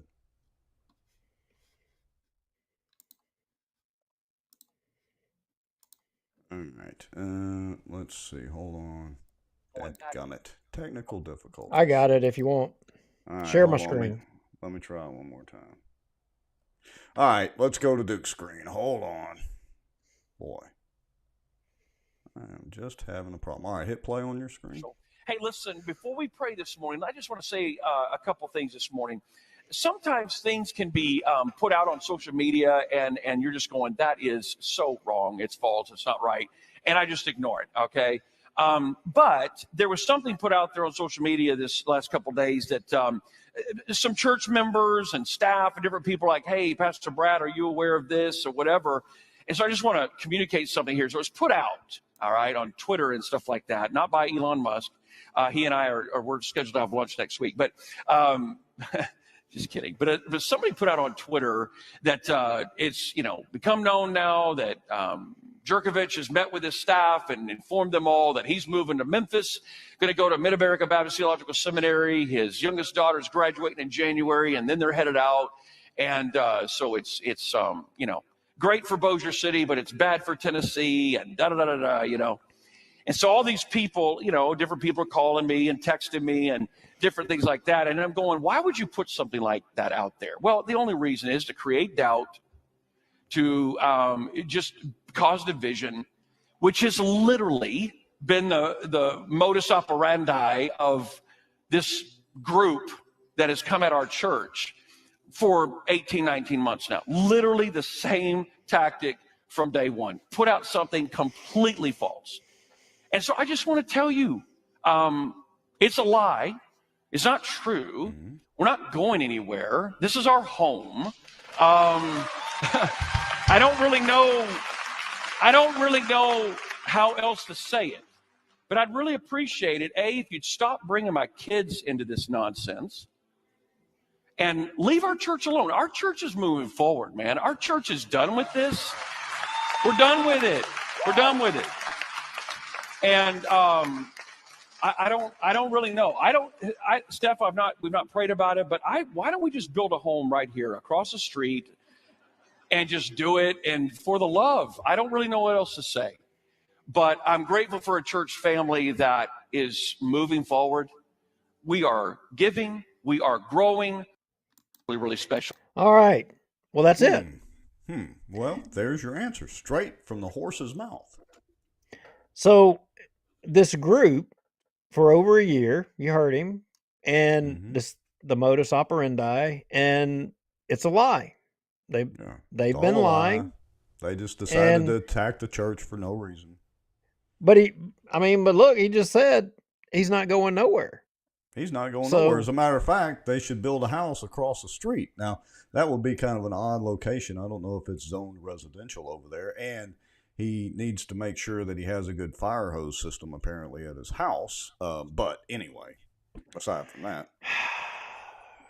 I don't know that that's fair, Rex. I know that wasn't nice. I'm picking. I think that might have been a little low, but I don't know. I mean, are we at the point to where we can say that everybody's able to move on? I don't know, because I think a lot of people, and I'm not taking a side and saying they're right, and I'm not saying they're wrong, but I think they're not still they're not convinced that the situation with monies and how the church bylaws and such were amended. I don't know that they all still, I don't know that that's settled and that they agree. I don't know that you can move along. Yeah, well, you can't move along as long as, the lawsuits are inbound, because you're going to have to, the church has to defend itself and all that. And, it's like we've said from day one, just to remind everybody, the only reason that we're really paying attention to First Bossier is because, he's using the pulpit to prop up the politics. Well, and that's our main. Well, wait a minute. He did. There's no doubt that he did. Right. But is he now? Because, and I don't know if it's true or whether it's not true, but again, that it was said to us that part of this division came because he, quote unquote, put his foot down and said, that's it. No more politics. We're not going to use the church for the political stuff. Now, either he did or either he didn't. I haven't been able to confirm that for sure. You haven't either. But if he did do that, then you know what? Hat tip to him. That's been my biggest rub. If he did, but like my grandfather used to say, if dogs had I'll keep this clean. If dogs had square buttholes and ate dirt, they might crap bricks, but they don't. Well, bricks build a lot of things, but I'm just saying, and his thing about, okay, if we're gonna be a Baptist and we're gonna be a Christian, then let's articulate Christian values and let's live Christian principles. And I think this goes back to the Conservative Baptist Network and the Southern Baptist Convention thing. When we had our guest on the show the last week, and there's parts of it that I agree with. There's parts of it that I don't agree with. But I will tell you, when I looking for this video here, I put a link in the notes. Maybe I already have to the Christianity Today article. And I was reading this article, and I got to tell you, now a lot of folks may have followed this, they may have not, but there's been a lot of stuff has went on with the Southern Baptist Convention, and historically, and we all know the historical stuff about the Catholic Church and with the priests and the the sex stuff. Well, how many folks knew that the Southern Baptists had a problem there as well too? Well, you didn't really know until recently, and about a year ago, the Southern Baptist Convention commissioned, or the executive committee commissioned an investigation to take place. Well, this past summer at the convention, that, as I understand it, the results of that investigation were presented, and there were a lot of facts and names were included in the report in this investigation. And this article even goes so far to talk about how they had a list of almost, I think it was 700 pastors, you know, that they had identified ahead of time, but on the advice of counsel, they kind of hid it. They didn't take any action. They didn't do anything. And interestingly, there's a lot of names. You've heard Paige Patterson. There Right. was a name that our guest last show mentioned that he had met at the other church that was included in a sentence. I didn't know this until I was reading it. I was like, wait a minute, I recognize that name. And I had to go back, and it was a name from before. Mhm. So for me, I'm struggling with, okay, if we're articulating on dividing the Southern Baptists and starting the Conservative Baptist Network because we're not living, you know, as Christians as we should, but yet the people that are articulating for that we should be, living as better Christians, um, all were a part of this. Isn't that kind of hypocritical? I This is a tough one, and we could talk about this for days. Um, I guess it is a little bit hypocritical, but I don't know. It's kind of one of those, and I haven't kept up as closely as you have, or have been researching this, but it's one of those. Do you try to fix the Southern Baptist Convention, or do you split off and do a splinter group, and try to start over? It's kind of one of those. Do you fix the church that you're in, or do you either A, find another church, or B, start your own? I mean, that's always the moral and the Christian question to ask. And this is no different. Do they try to fix the Southern Baptist Convention? Because it's not everybody and every pastor in the Southern Baptist in the SBC. It's a select handful, whatever the percentage of pastors are, just like in the Catholic Church. Well, I got to tell you, there was one line in this article that really jumped out at me. And if you scroll back to the top of that article, I want folks to, it's christianitytoday.com. And this, was an article in May of 2022, and it's titled Southern Baptist Abuse Investigations, Legal Survivors, or you see it right there. You may look it Right. up and take some time to read it. It's Yeah, pretty it's amazing. interesting article. But there was one quote in here, and it really caught my attention, and we'll get off of this and move along. But uh, the quote said this, Rex: how many kids and congregants could have been spared horrific harm if only the executive committee had taken action? And you know, there was some other parts of the quote, but that was the main part that really jumped out at me and caught my attention. And that, I'm going to segue just a bit, and we're not going to go, but I am going to hint at where we're going to go in future show, because it's not just in our churches that we have a problem, but I will say there's a connection between the churches and this next subject. But this made me think about our public education. Hmm. And, you know, there's some pretty amazing cases happening within, our, area parishes. I'll just say it that way. There's some pretty interesting cases that are happening as we speak, where there are failures occurring. And, there are, I would describe them, from what I understand, as victims who are being made to be the guilty parties because of, you know, people in executive positions or positions of power that are turning a blind eye, and they don't want to recognize a problem and or acknowledge a problem because they will have a cost. There will be a price to pay for it. And we're going to go down that road here very soon. And it's not going to be pretty.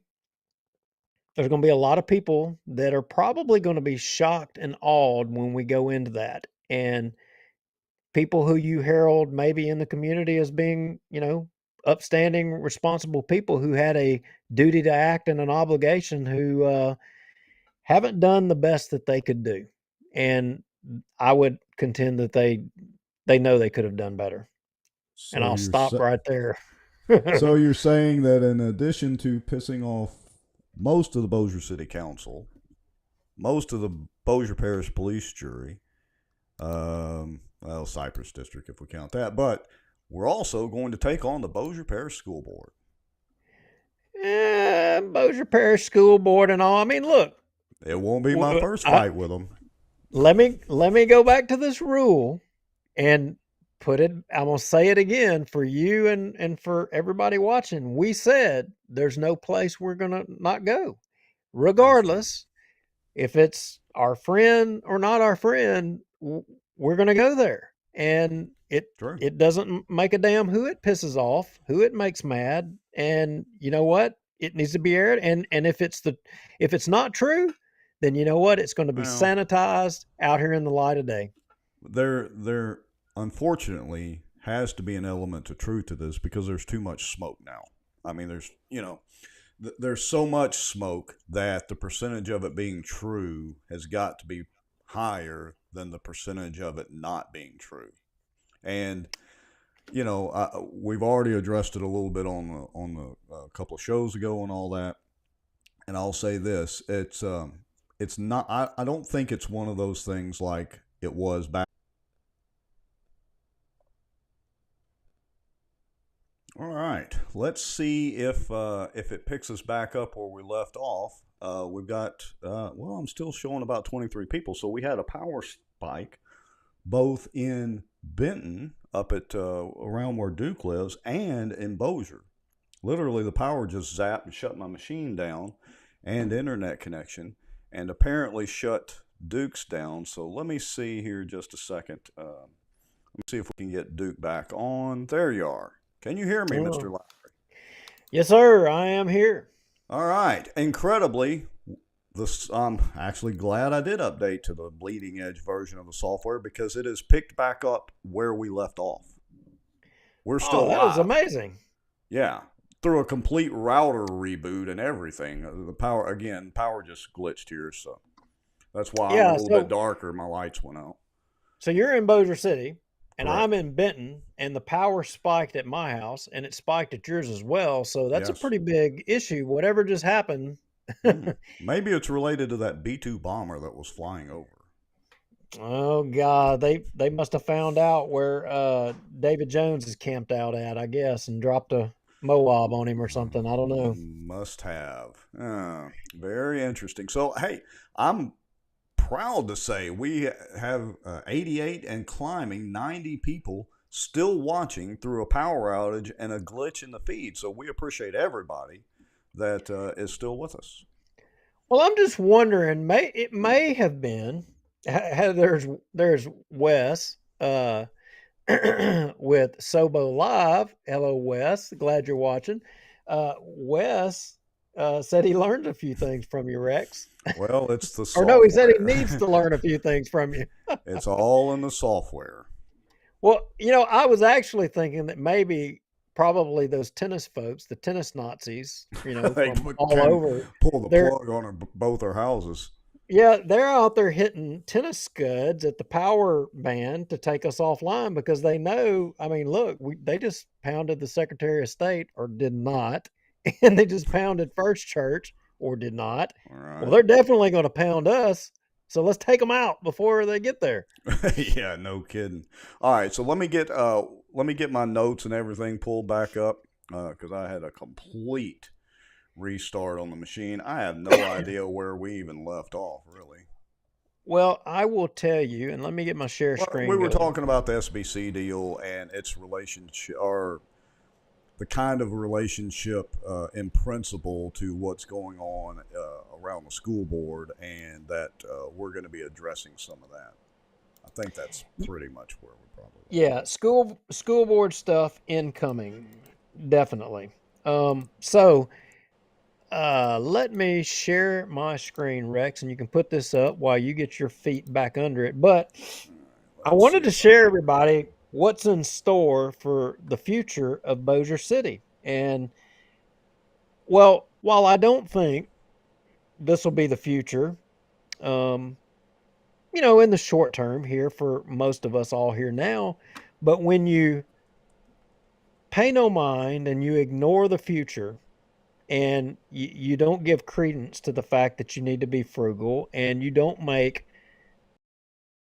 priorities of infrastructure, you don't make priorities of public safety, you don't make priorities but of things that serve a minority of people like those that serve tennis. And there's some of y'all on there. Look, I said before we had the power outage, there's no place we're not going to go. And even if it's our friends, and if you're a friend of mine and you play tennis and I'm insulting you, I'll apologize to you, but I'm fixing to smack you in the jaw. It's coming. Get ready. Be mad at me if you want. But thanks to you, here is the future of Bossier City. And for all of you tennis folks, and especially the tennis pro out there, Mr. Killen, who is going to be the person that makes the most out of all of this, y'all can thank him as well too. But here's Bossier's future. Y miren, lo último que pude ver.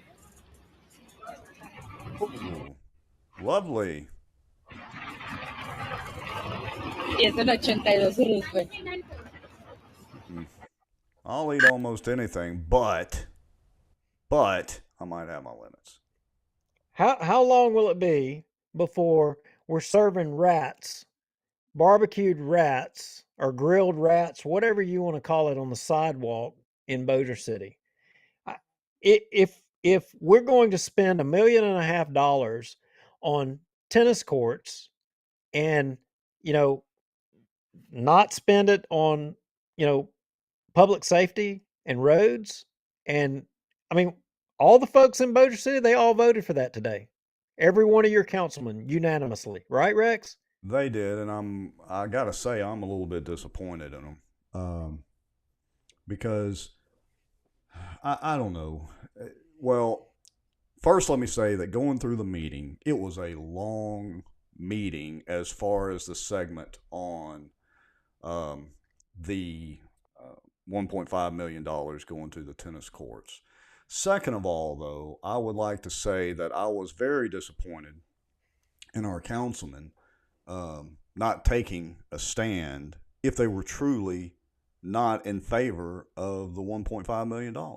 I mean, even if none of the other council members that were beside you voted no, even if the rest of them voted yes, on principle, some of our councilmen, or one or two of them, I mean, obviously we know what I'm talking about, Chris Smith and Brian Hammonds, they should have taken a stand.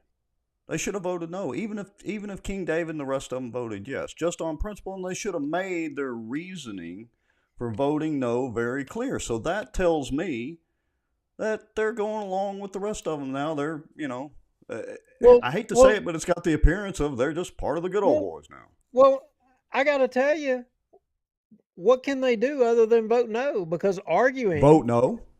Well, okay. Well, they vote no. They can vote no. There's nothing they can do.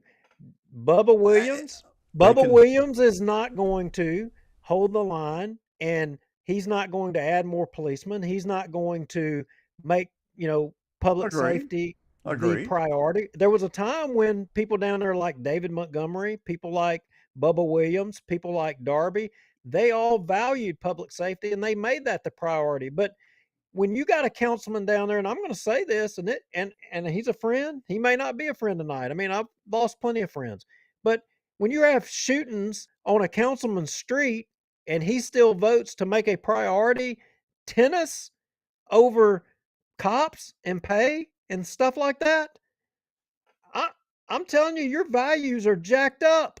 We got Right. roads, and you can watch the video here in a second. You'll show it. I know you got it Right. timestamped.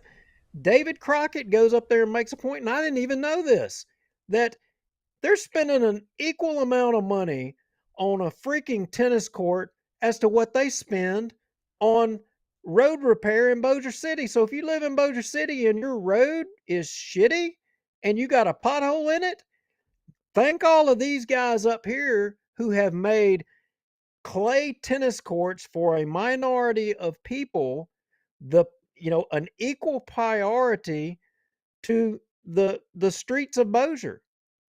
In fact, it's more of a priority. Having tennis courts up there for some jackwagon that from Shreveport that they won't even have accountability for. They don't even freaking know numbers. They Well, don't and even know numbers from up there. not just that. I've got some rough math here we're going to review here in a minute. Let me stick a couple of these mints in my mouth so I don't start coughing. So I've got the video from the city council meeting queued up here, and it was about 22 minutes into it when they started talking about the tennis court situation.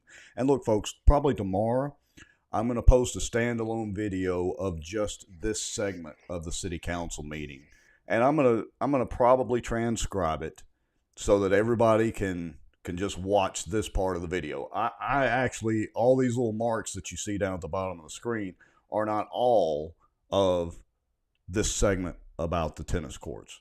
But let's start here, and we're going to hear Phyllis do the reading of the bill for the tennis courts. We'll just start there, and we're going to kind of skip and do our thing through this. Motion carries. Introduce an ordinance to appropriate $1,500,000 from the 2018 LCDA bond fund towards additional modified hydroclay at the North Bossier Tennis Center. First reading. So moved. Second. All right. So there you go. That's it. $1.5 million they're going to take from the LCDA bond and use to improve the clay and apparently parking lots. And correct me, tennis folks, or forgive me for not knowing all this. Apparently they've got 12 soft clay courts currently and 6 hard concrete.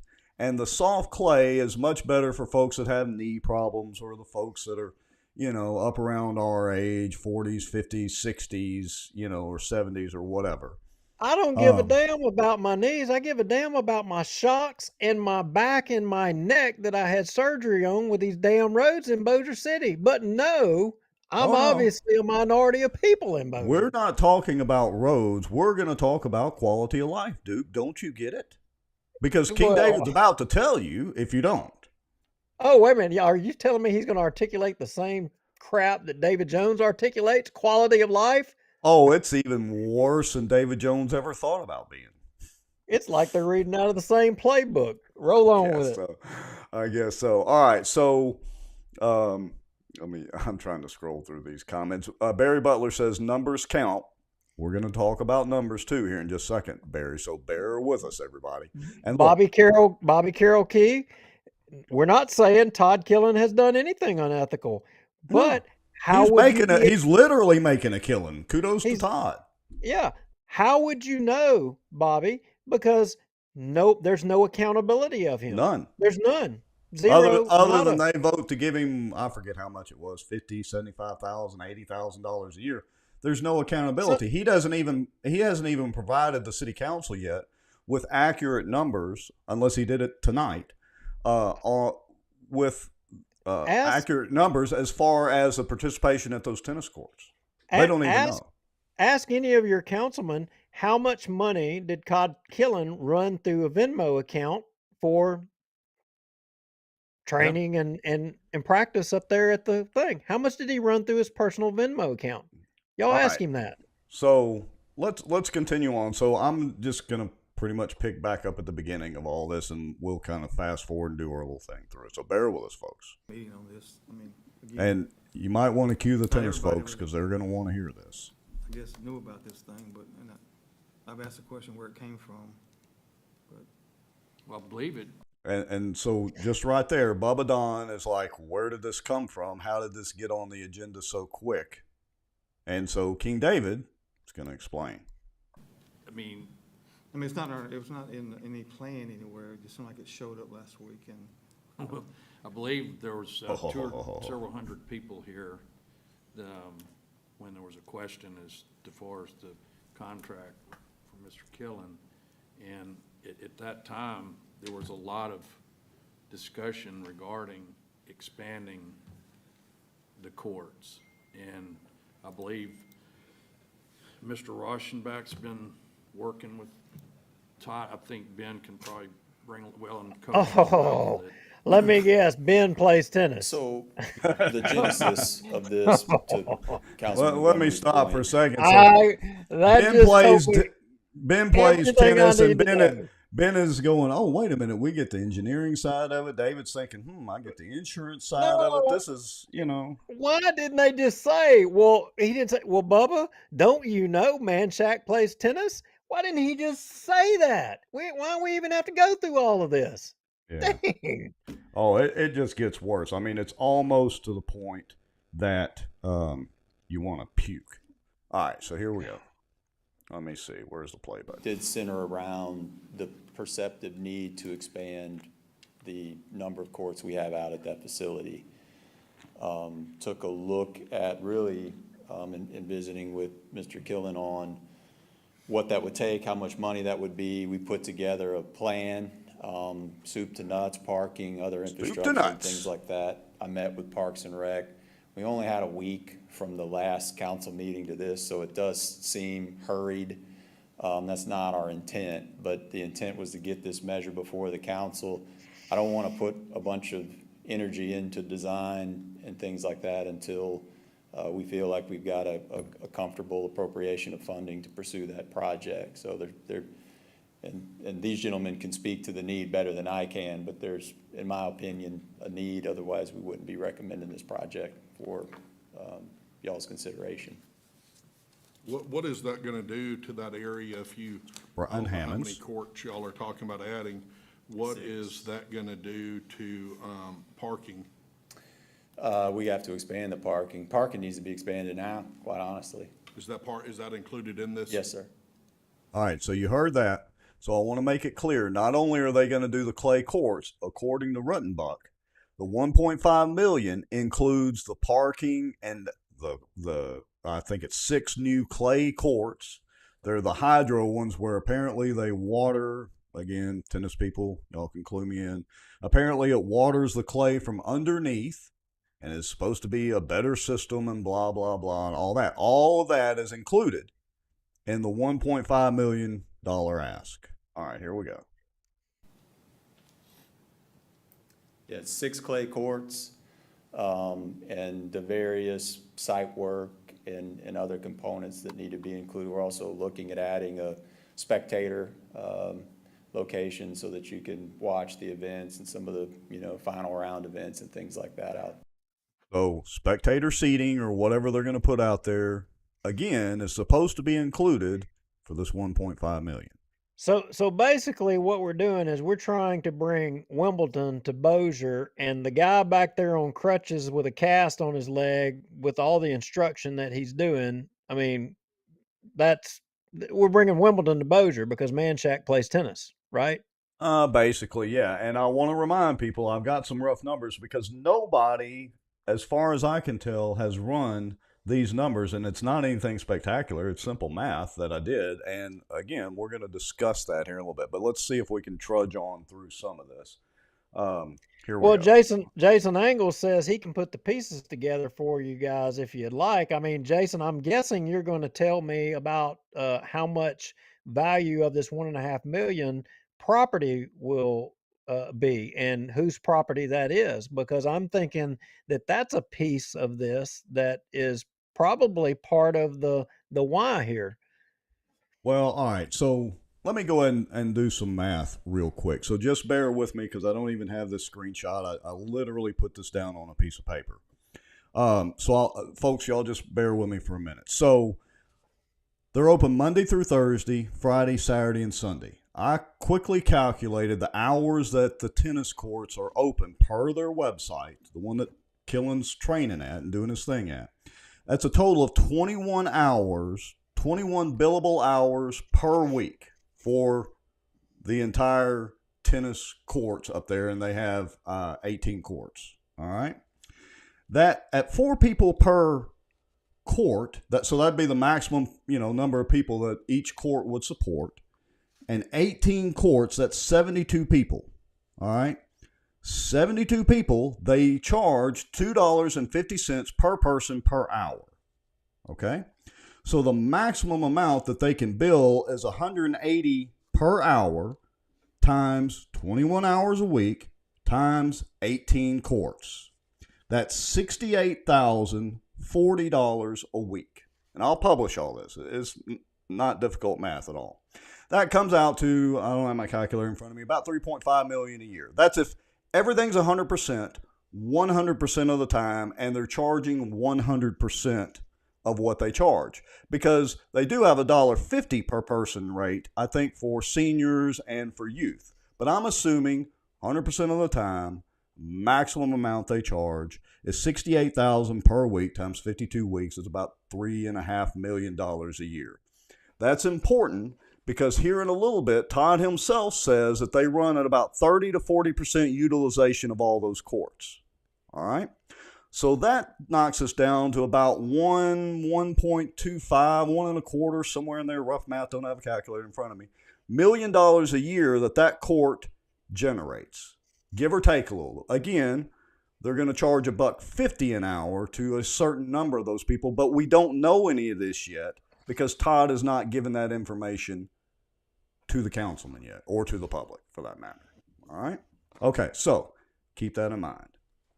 About $3.5 million a year is the most that those tennis courts can generate, with the exception of renting the tennis ball machine and a few other things and all that. But for the courts themselves, okay.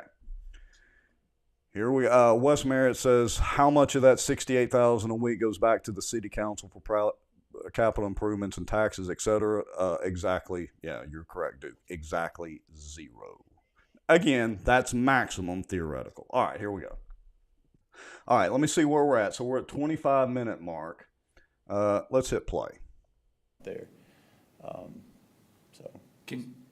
Thank you. Yes, sir. Here we go. Coach or Yes. Let me ask you, Kill Ben, any- yeah, if you don't mind, Ben, is this just for, we expanding for tournaments, or we expanding for, because we don't have enough for people to play on? Both. Is it gonna be clay courts, concrete courts? All clay, and I'll let Todd speak to that, but why don't you answer that? So, Killen. thank, Mr. Killen, if you would, give your name and address. I'm sorry. My name is Todd Killen. I live at 8310 New Sensation Court in Shreveport, Louisiana. The need for this for our 6 clay courts, hydro courts, specifically, meaning that the clay courts are sub-irrigated, where most of the clay courts that you build are like your lawn, where the water will be above ground. We're asking for 6 clay because, one, our demographic is asking for. A lot of our players are 55 and over, and clay courts are also known as soft courts, so they're easier on your body. So my dad, for example, he's in his 70s, he's got arthritis in his knees. He can play on a hard court 1 day a week, but on a clay court he can play 5 or 6 days a week. So that allows us to corner the market on clay courts, where we can host 55 and over, 65 and over, 70 and over tournaments. We already host a 70 and over tournament, 65, but we're hoping to get more of those. With the addition of these courts, it would make us the 2nd largest facility in Louisiana. And according to the executive director of the LTA, the Louisiana Tennis Association, it would make us the premier public facility in Louisiana. What it means for a lot of the city of Bossier is when bids go out for state and sectional tournaments, they look at, one, how many courts do you have? What's the quality of the facility? How many sites are being used? So a lot of times when we host state tournaments, we are using our facility and some facilities in Shreveport. If we have more courts, it will increase the odds greatly that we can host alone state tournaments and sectional tournaments, which means people are staying in our hotels, they're in our restaurants, they're gambling in our casinos. So that's a big. All right, so I'm going to stop there for a second, and I'm going to do some just rough math in my head, and this may not even be right. So it doesn't even matter. I don't even need to hear anything else.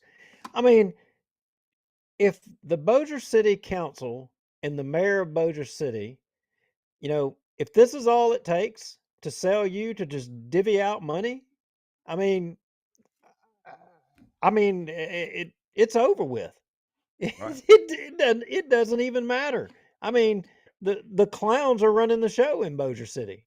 I Right. mean, somebody You're, said to me, this is what they said, an old school person. They said, and they've asked me this numerous times. They said, "Do you think Bossier's better off now, today, or were they better off before?"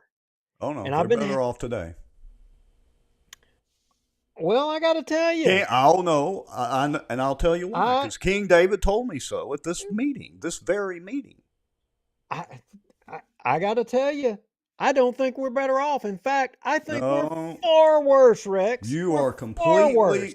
completely wrong. This very city council, not all the members, not the new members, but the rest of them, have greatly increased your quality of life in the past 20 years. I know it because King David literally, not figuratively, literally said it in this meeting. Well, I want to hear it, and let's keep playing. I want to hear it because I don't believe it, and I think it's utter bullshit. Because no, we are not better off. They're pissing away money left and right. The streets are falling apart. I mean, they pick up trash every now and then. Oh, no, I no, no, mean, no. If you don't think quality of life should be on the oh, priority if I list played too, tennis, look, if I was I, one of the 100 people that showed up at the minute that last meeting and I played tennis, yeah, I would think, hey, it's hey, great. But if I'm a regular person, pretend this is a cup of Kool-Aid served by King David himself. okay, keep going Drinking the because Kool-Aid, baby. I'm getting my dander up again. Go ahead.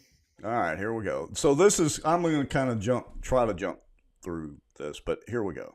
Quality of life. So I think it's an important deal for us. It was one of the things when it was initially built, there was a demand for clay courts, and we keep filling it. So people, I would say 30 to 40% of the time, we have our courts full. You heard that. Only 30 to 40% of the time the courts are full. Well, that means 60 to 70% of the time the courts are not full. The existing courts, before we put 6 new ones. Well, I will tell you that, there's a demand for more police officers and there's a demand for police pay. But you know what? I'm sorry. That's not a priority in Bossier City. King David and his little underling, Tommy the Chandler, Tahoe Tommy, tennis courts are a priority to them. Yeah, that's Sorry. true. I know that hurts, but it's the truth. All right. So let's see. All right, 30% of the time. Let me jump ahead just a little bit, and let's listen to Bubba Don again. I just say the reason I made that, I'd rather see it, I'd just rather see it continue, make sure things are going to pass, than see it voted down. And I'm not saying it's going to be voted down, I'm just saying need to think about that. Hear how nervous he sounded? He was waiting for the comeback from King David. Well, again, there's a reason to introduce here things. We go. And if you can't get comfortable in 2 weeks, then I would continue at that point.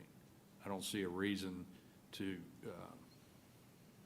continue this at this point when, as you well know, time is of the essence when it comes to building and construction. So time is of the essence certainly hope when it comes to building and construction. Did you just hear him say that? Hello, I heard him. Walter O'Bigby. All right, here we go. More King David, spoon-fed just for you, Duke. After the amount of support that was shown the last time that this came up would have enough impact on this city council to say that we ought to introduce this, and if it takes longer than 2 weeks, I'm certainly agreeable to that, to go another 2 weeks, a month for studies. But I think that the support from the community is certainly by far overwhelmingly in favor of something like this. I was reminding people today in the council in the year and a Listen. half, Here you go, Duke. of the new council and new people and new mayor's been here, what have we done for recreation? Listen up, Duke. Listen Other closely. than maintain.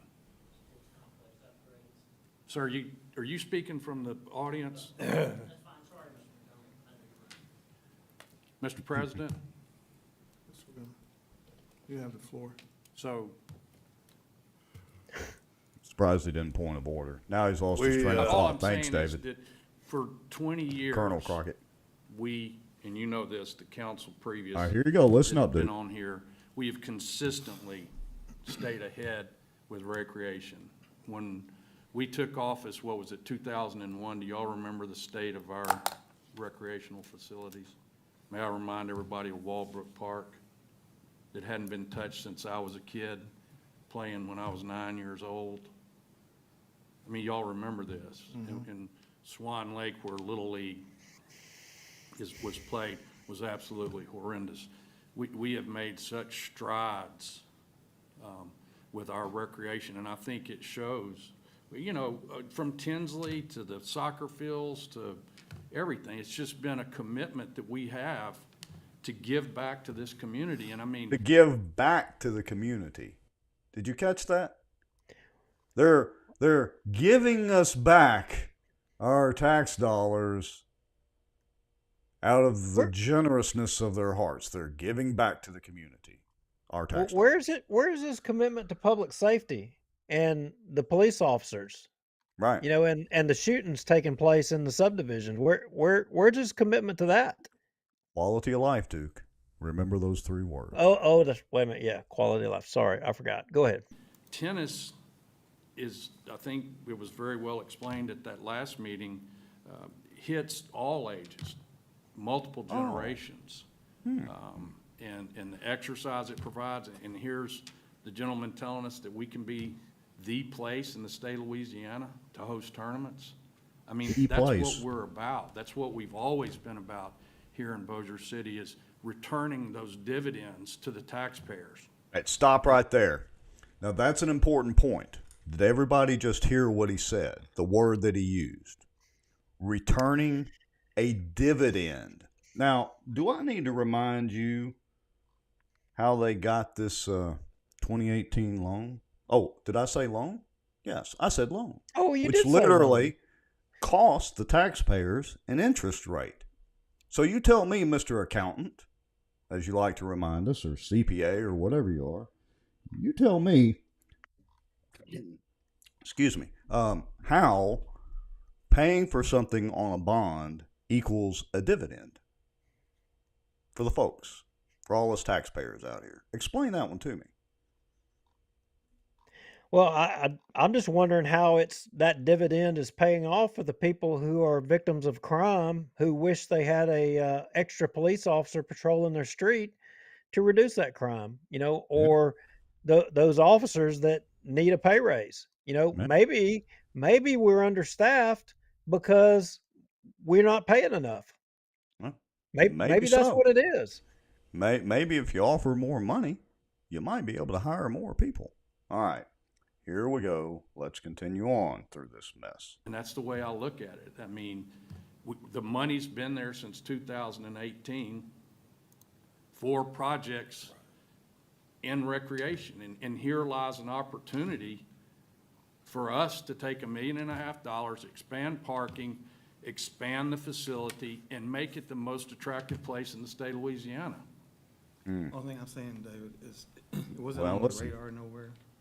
It was on the radar. That's what I beg to differ. We had a huge meeting with several hundred people out here talking to us about how much they support. It wasn't on our, when we bond projects, it wasn't on the capital projects list nowhere.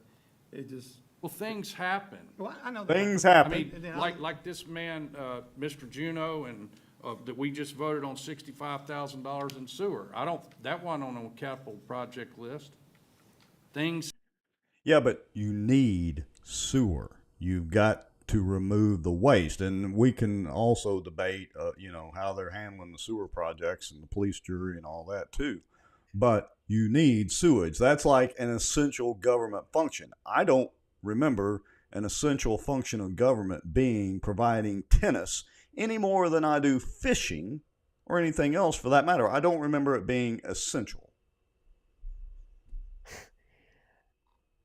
The fact that even after what I've heard, I haven't heard it all, but what I've heard right now, that Bubba, everybody else up there voted for this.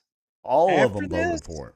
voted for this after this. I mean, y'all might as well not. Y'all should all just go home. Tommy Chandler, Chris Smith, Vince Maggio, Free, Darby, Bubba, Hambone. All y'all just need to go home Yeah, and get every out one of the of them. way and let David Montgomery do whatever the hell he wants to do. Because Unbelievably disappointed in Chris Smith and Mr. Hammonds. I'm sorry, y'all are just carrying his water. Yeah. Because if none of you are going to stand up, I mean, you know what? I mean, look, it's not completely fair to Chris and Hambone, but they voted for it. They should have voted no. And, you know, the tennis people, y'all are probably all hopping around in glee because you're going to have clay courts, but you're doing it at the expense of your fellow citizens. That's what you're doing it at. Look, I'm all for them having clay courts. Increase the amount of revenue that you have coming in, and then use that along with private donations to fund your clay courts. I'm all for that. Go right ahead and do it. Stay away from the bond money that is costing the taxpayers interest. All right, let me jump up here a little bit and a couple more quotes. I'm not going to bore us through all of this, but I do want a couple more quotes, and then I want to get to Mr. Crockett's part here. I don't think you penalize recreation for a road project. You know, we're starting to get back to that old viewpoint of, you know, let's, like I just said, pull back and we can't do these things because we're doing this over here. There's plenty of money in that bond fund. If you recall, the original reason for the 20 million, I think? What's a something few like million that, alone, 20 or friends? $25 million original issue was for the recreational facility, which the YMCA was going to run, which never happened. All right. So I also want to clear up that Bubba Don did say he was going to vote for it. Here we go.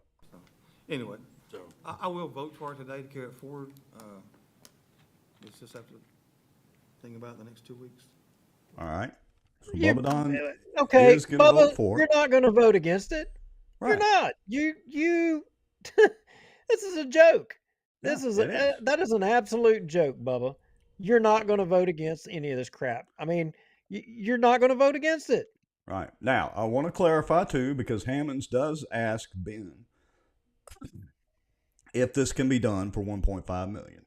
And it's probably for Ben. You said this hadn't gone to any design phase yet. No, sir. I mean, you think this can be done for $1.5 million once it goes out for design and everything like that with what? I mean, do. I just got my personal business, an increased cost on concrete going up almost $7 a yard. So the courts alone, just if you were gonna hire a contractor and come do the courts and everything was ready to go for that contractor, and there's things that have to happen for the courts to have them ready to go, bring things to grade, things like that. You're a little less than 900,000 just for that. So we know that there's gonna be preparatory work and some design work, and there are fun things that we can get into, but it didn't make sense to start getting in the weeds right now until the council's comfortable in moving the project forward. But yes, to answer your question, I think $1.5 million is enough. We were hoping it would be less than that. That's why it's been plussed up a little bit, just to make sure we can include. What's a little padding here and there among friends, too. Okay. So Ben with Manshack is saying it's only going to cost that. So y'all can all trust that, because if they say this is the way it is, we know That's the way it is. It'll never turn out to be any Yeah. other way. Oh, And yeah, and never. oh, by the way, if it does, you know what? What? Nothing. You're not going to question it. You're Right. not going to do anything about it. So why are you even there? Why are you even asking a question? You're not going to do anything about it.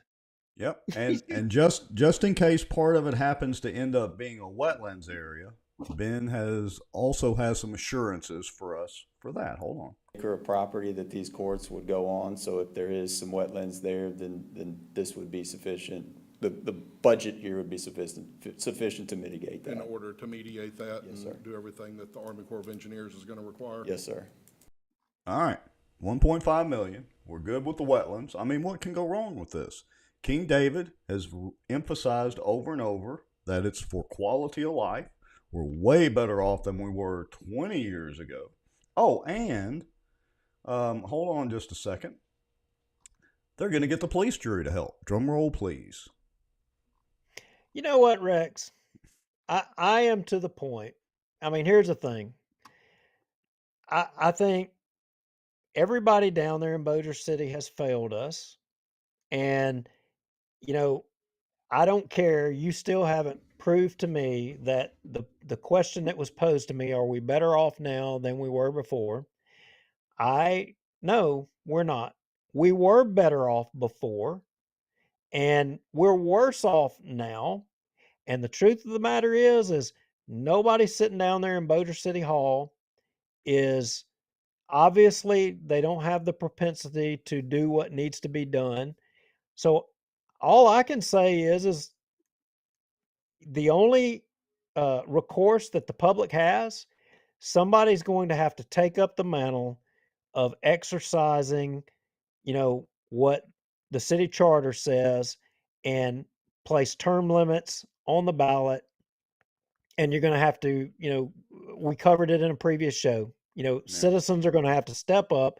They're going to have to exercise the charter and get enough people to call for, term limits to be placed on the ballot, because these jack wagons have got to go. They got to go. Yeah, I agree. I'm not even gonna bore you with Chris Smith's questions and speech because he voted yes anyway. I'll give you that. He should have voted no. He should have just voted straight no. Yeah. He and Hammond's too. Even if everybody else voted yes, they should have voted no on principle, boys. That's what y'all forgot.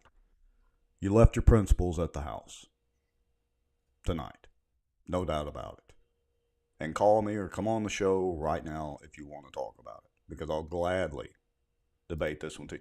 Hell, they even got Tahoe Tommy to chime in tonight for it. Oh, right. Well, I'm dying to know what he had to say, but you know what also?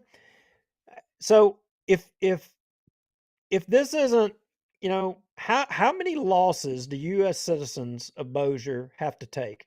I mean, if you play tennis, you got no problem with nothing. But how many of you? What does it take? Do we need to show you public resources being used by people in city government for personal use? Do we need to show you? Do we need to show you actual video and images and pictures? Is that what we need to show you? People in city government. Is that what y'all want us to do? To mix this thing up? Because look, Monica's comment right there. I think a few hundred tennis people does not include the thousands of us that does not support this project. But the problem is they don't know that there are thousands of us that don't support this waste of money. They don't know, Monica, because you see how many people are out there in that crowd. Colonel Crockett. That's pretty much it. The rest of them are for it. When all the tennis people were there for it, there was virtually nobody against it. So it's a good point, Monica, but it's a problem. And they hate Colonel Crockett, and they give him hell for coming down there and speaking. And all he's doing is enunciating an opinion, which he should. I mean, if they could do anything more to that man, they would do it. And that's how much respect that they have for you guys out in the public. I'm sorry. I want to bring up a couple of points, just real quick quotes This is, what's his name? Clay Bonahan, I think, who's head of the Parks and Recreation or whatever. I want y'all to hear this point. So they carry the torch for Bossier City all over the South, is what I'm saying, and people come here from all over to come play, and he has one of the few facilities that uses the underground irrigation, the hydro courts that we're talking about. The other, like he said, are watered from the top. You water them, you have to stay off of them, then you come back and play on them. All right, listen up. These, he keeps it maintained. He does all the maintenance on the courts. City does not maintain courts. He does that with his crew. All right, there you go. He does all the maintenance on it. And, you know, for, I don't know, $1.5 million a year, he can probably afford a decent crew. I mean, because he's pocketing the money. He doesn't freaking mow the grass, because I freaking went out there and literally seen the city employees on city lawnmowers mowing all the damn grass out there. He don't do that crap. I'm just telling you what they're saying right now, and I'll put down my Kool-Aid here in just a second. All right, so let's see if Tahoe Tommy supports it. Mr. Mayor, do you support the 1.5? I believe that we need the 6 extra courts. Yes, sir, I do. And I believe that it'll benefit Bossier City by having it, because I hate to have us to look for other courts when we need some courts. And I think that it'll bring business and people, and a lot of tournaments from out of town people will come too. So well, I just showed y'all the maximum number of hours that those courts can support, and you can run some math to figure out the increased tax base and approximate the number of out-of-towners, especially if Todd will ever get real numbers to the councilman. So it's not going to, I can tell you right now, the city's definitely not getting a return, but it'll be good for Todd. And not that he's doing anything wrong. I don't blame Todd one bit for trying to get the city council to fund these clay courts. I don't blame him one bit, because it's basically no overhead, no expense for him. I mean, why not? Get all you can get, because you got a bunch of jackwagons down there that they're handing out money like it's growing on a damn tree out there in the front of the Civic Center.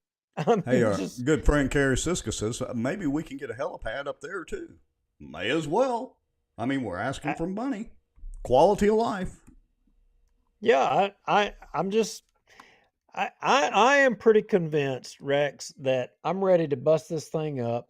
That I have had enough, and maybe the next show it's time that we produce some images, some videos, and some actionable stuff that we've been sitting on for quite a while of public resources in Bossier City being used for personal gain. It's time, because nobody on the city council down there is obviously going to stand up for the people in the city of Bossier. They're not doing it. And to the citizens of Bossier, somebody's going to have to step up, and somebody's going to have to put it on the ballot. You were made promises that you'd have term limits. I mean, those commitments were made in an election to you. Well, those were lies. Those were lies, because if it was not a lie, you would have already seen the issue brought up in a council meeting, but it has not been brought up. Nobody's had the courage to stand up and bring it, and nobody's going to have the courage to stand up and bring it. So it's going to be up to the citizens to force people to do what they committed to do for you in an election. Right. That's the bottom line. I'm sorry. So I want to wrap it up. Let's listen to a little bit of Colonel Crockett, and then we'll get to the vote. Item number... I got it, Mr. Darby. I read it. David Crockett, 653 Dumaine Drive, Bossier City. I love tennis. I played at your facilities. They're definitely best in class. I've played in South Shreveport. I've played in Lafayette. It's a great facility. The real question is, this is a guns versus butter decision, how you want to spend $1.5 million with bond money that you're going to pay for in the out years.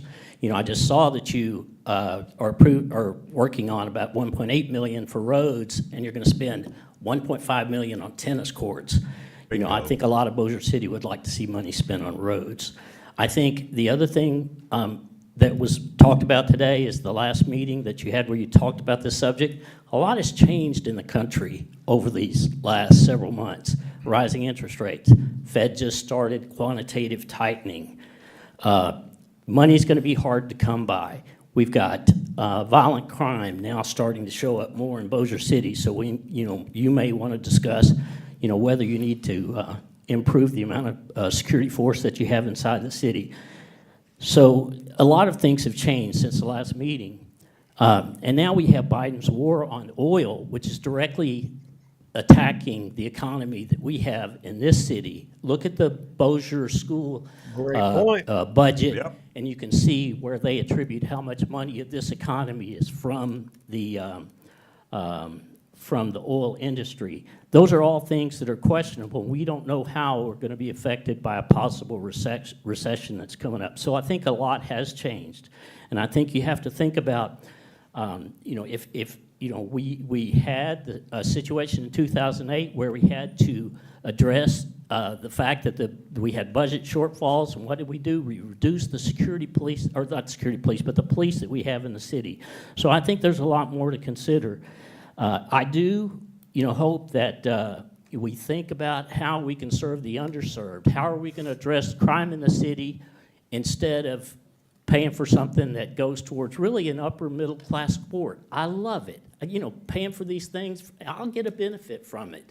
But what are we doing with basketball courts, outdoor basketball courts? How can the money, that same 1.5, this is a guns versus butter decision.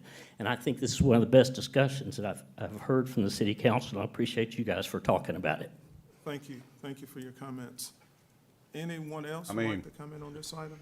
Pretty much drop the mic moment. Yeah. Just drop the mic and walk off. Well said, and to the point, great points. And again, public safety, he made the point, and roads, he made the point. But we're not making those priorities.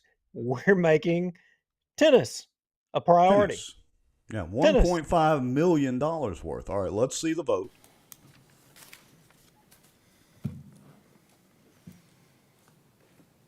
Motion carries. There it is right there. All of them voted for it.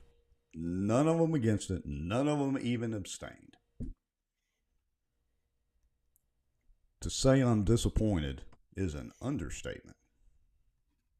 To say I'm pissed off is an understatement. And I don't care one way or the other about tennis.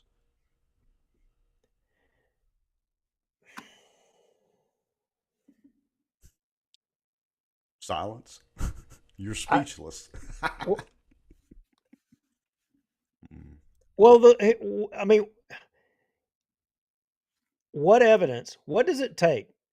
What does it take to make elected officials in Bossier City take notice and, do the right thing by the people who elected them and the taxpayer?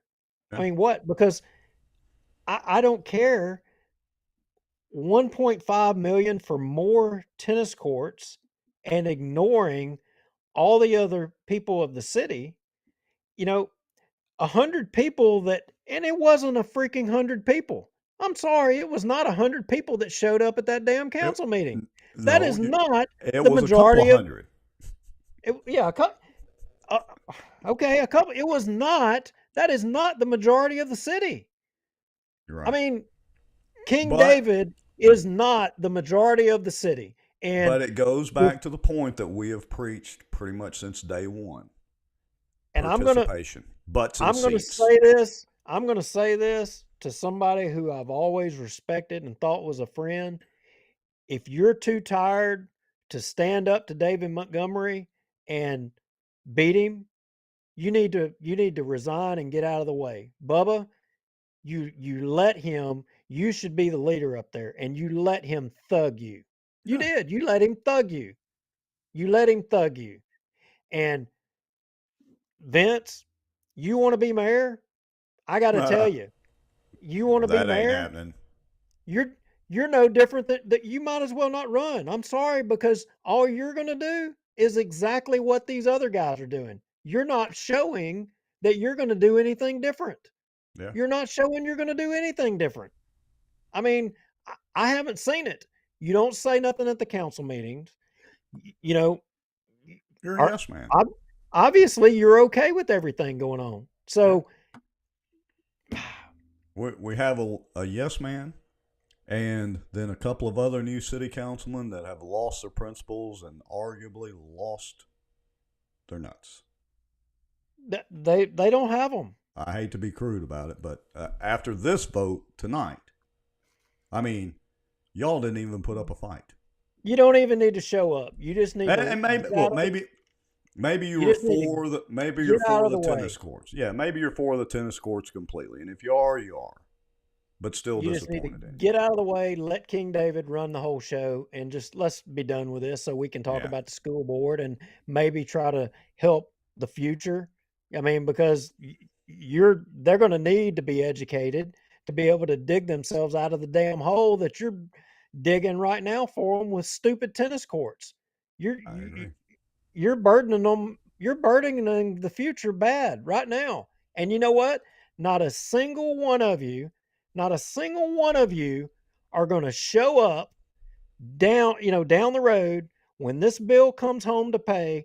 David Montgomery is not going to come down there and say, yeah, I made tennis a priority over these other things that contributed to, Bossier City. He's not going to be there.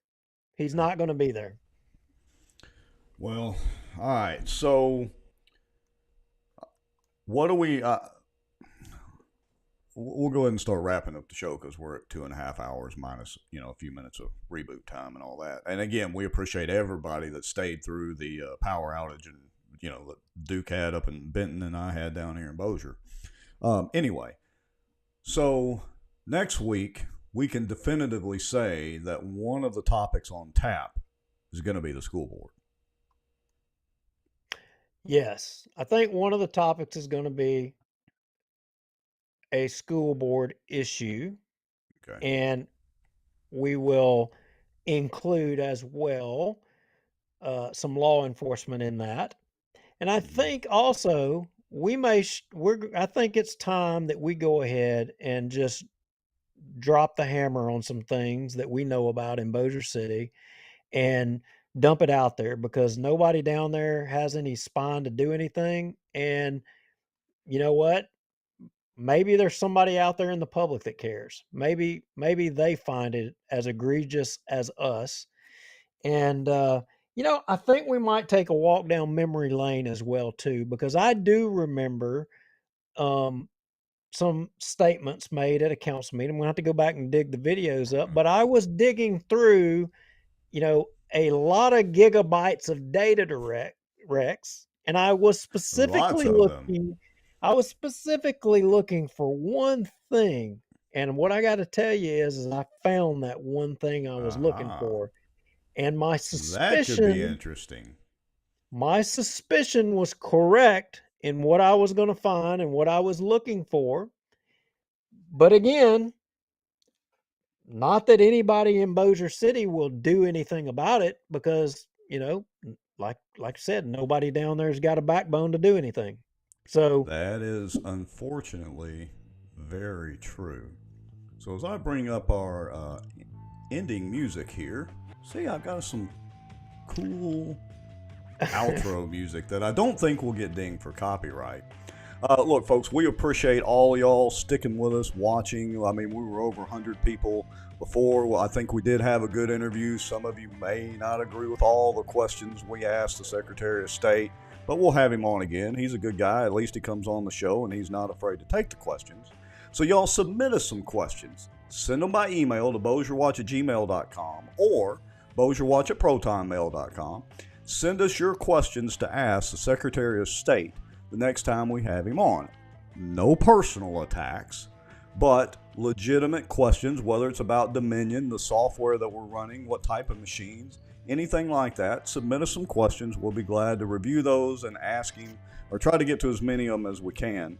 If you got some information that you want to share with us, but you want to keep it anonymous, make a free anonymous protonmail.com account. Don't put any identifying information in it. Send us an email to bossierwatch@protonmail.com. If you have big files you want to send us, you can go to bossierwatch.org/send and email us large files. And anyway, we just, that's it. We appreciate everybody sticking with us. Mr. Lowry? Have a good evening. Thanks, everybody, for watching. See you next week. We are out of here. We'll be back next Tuesday.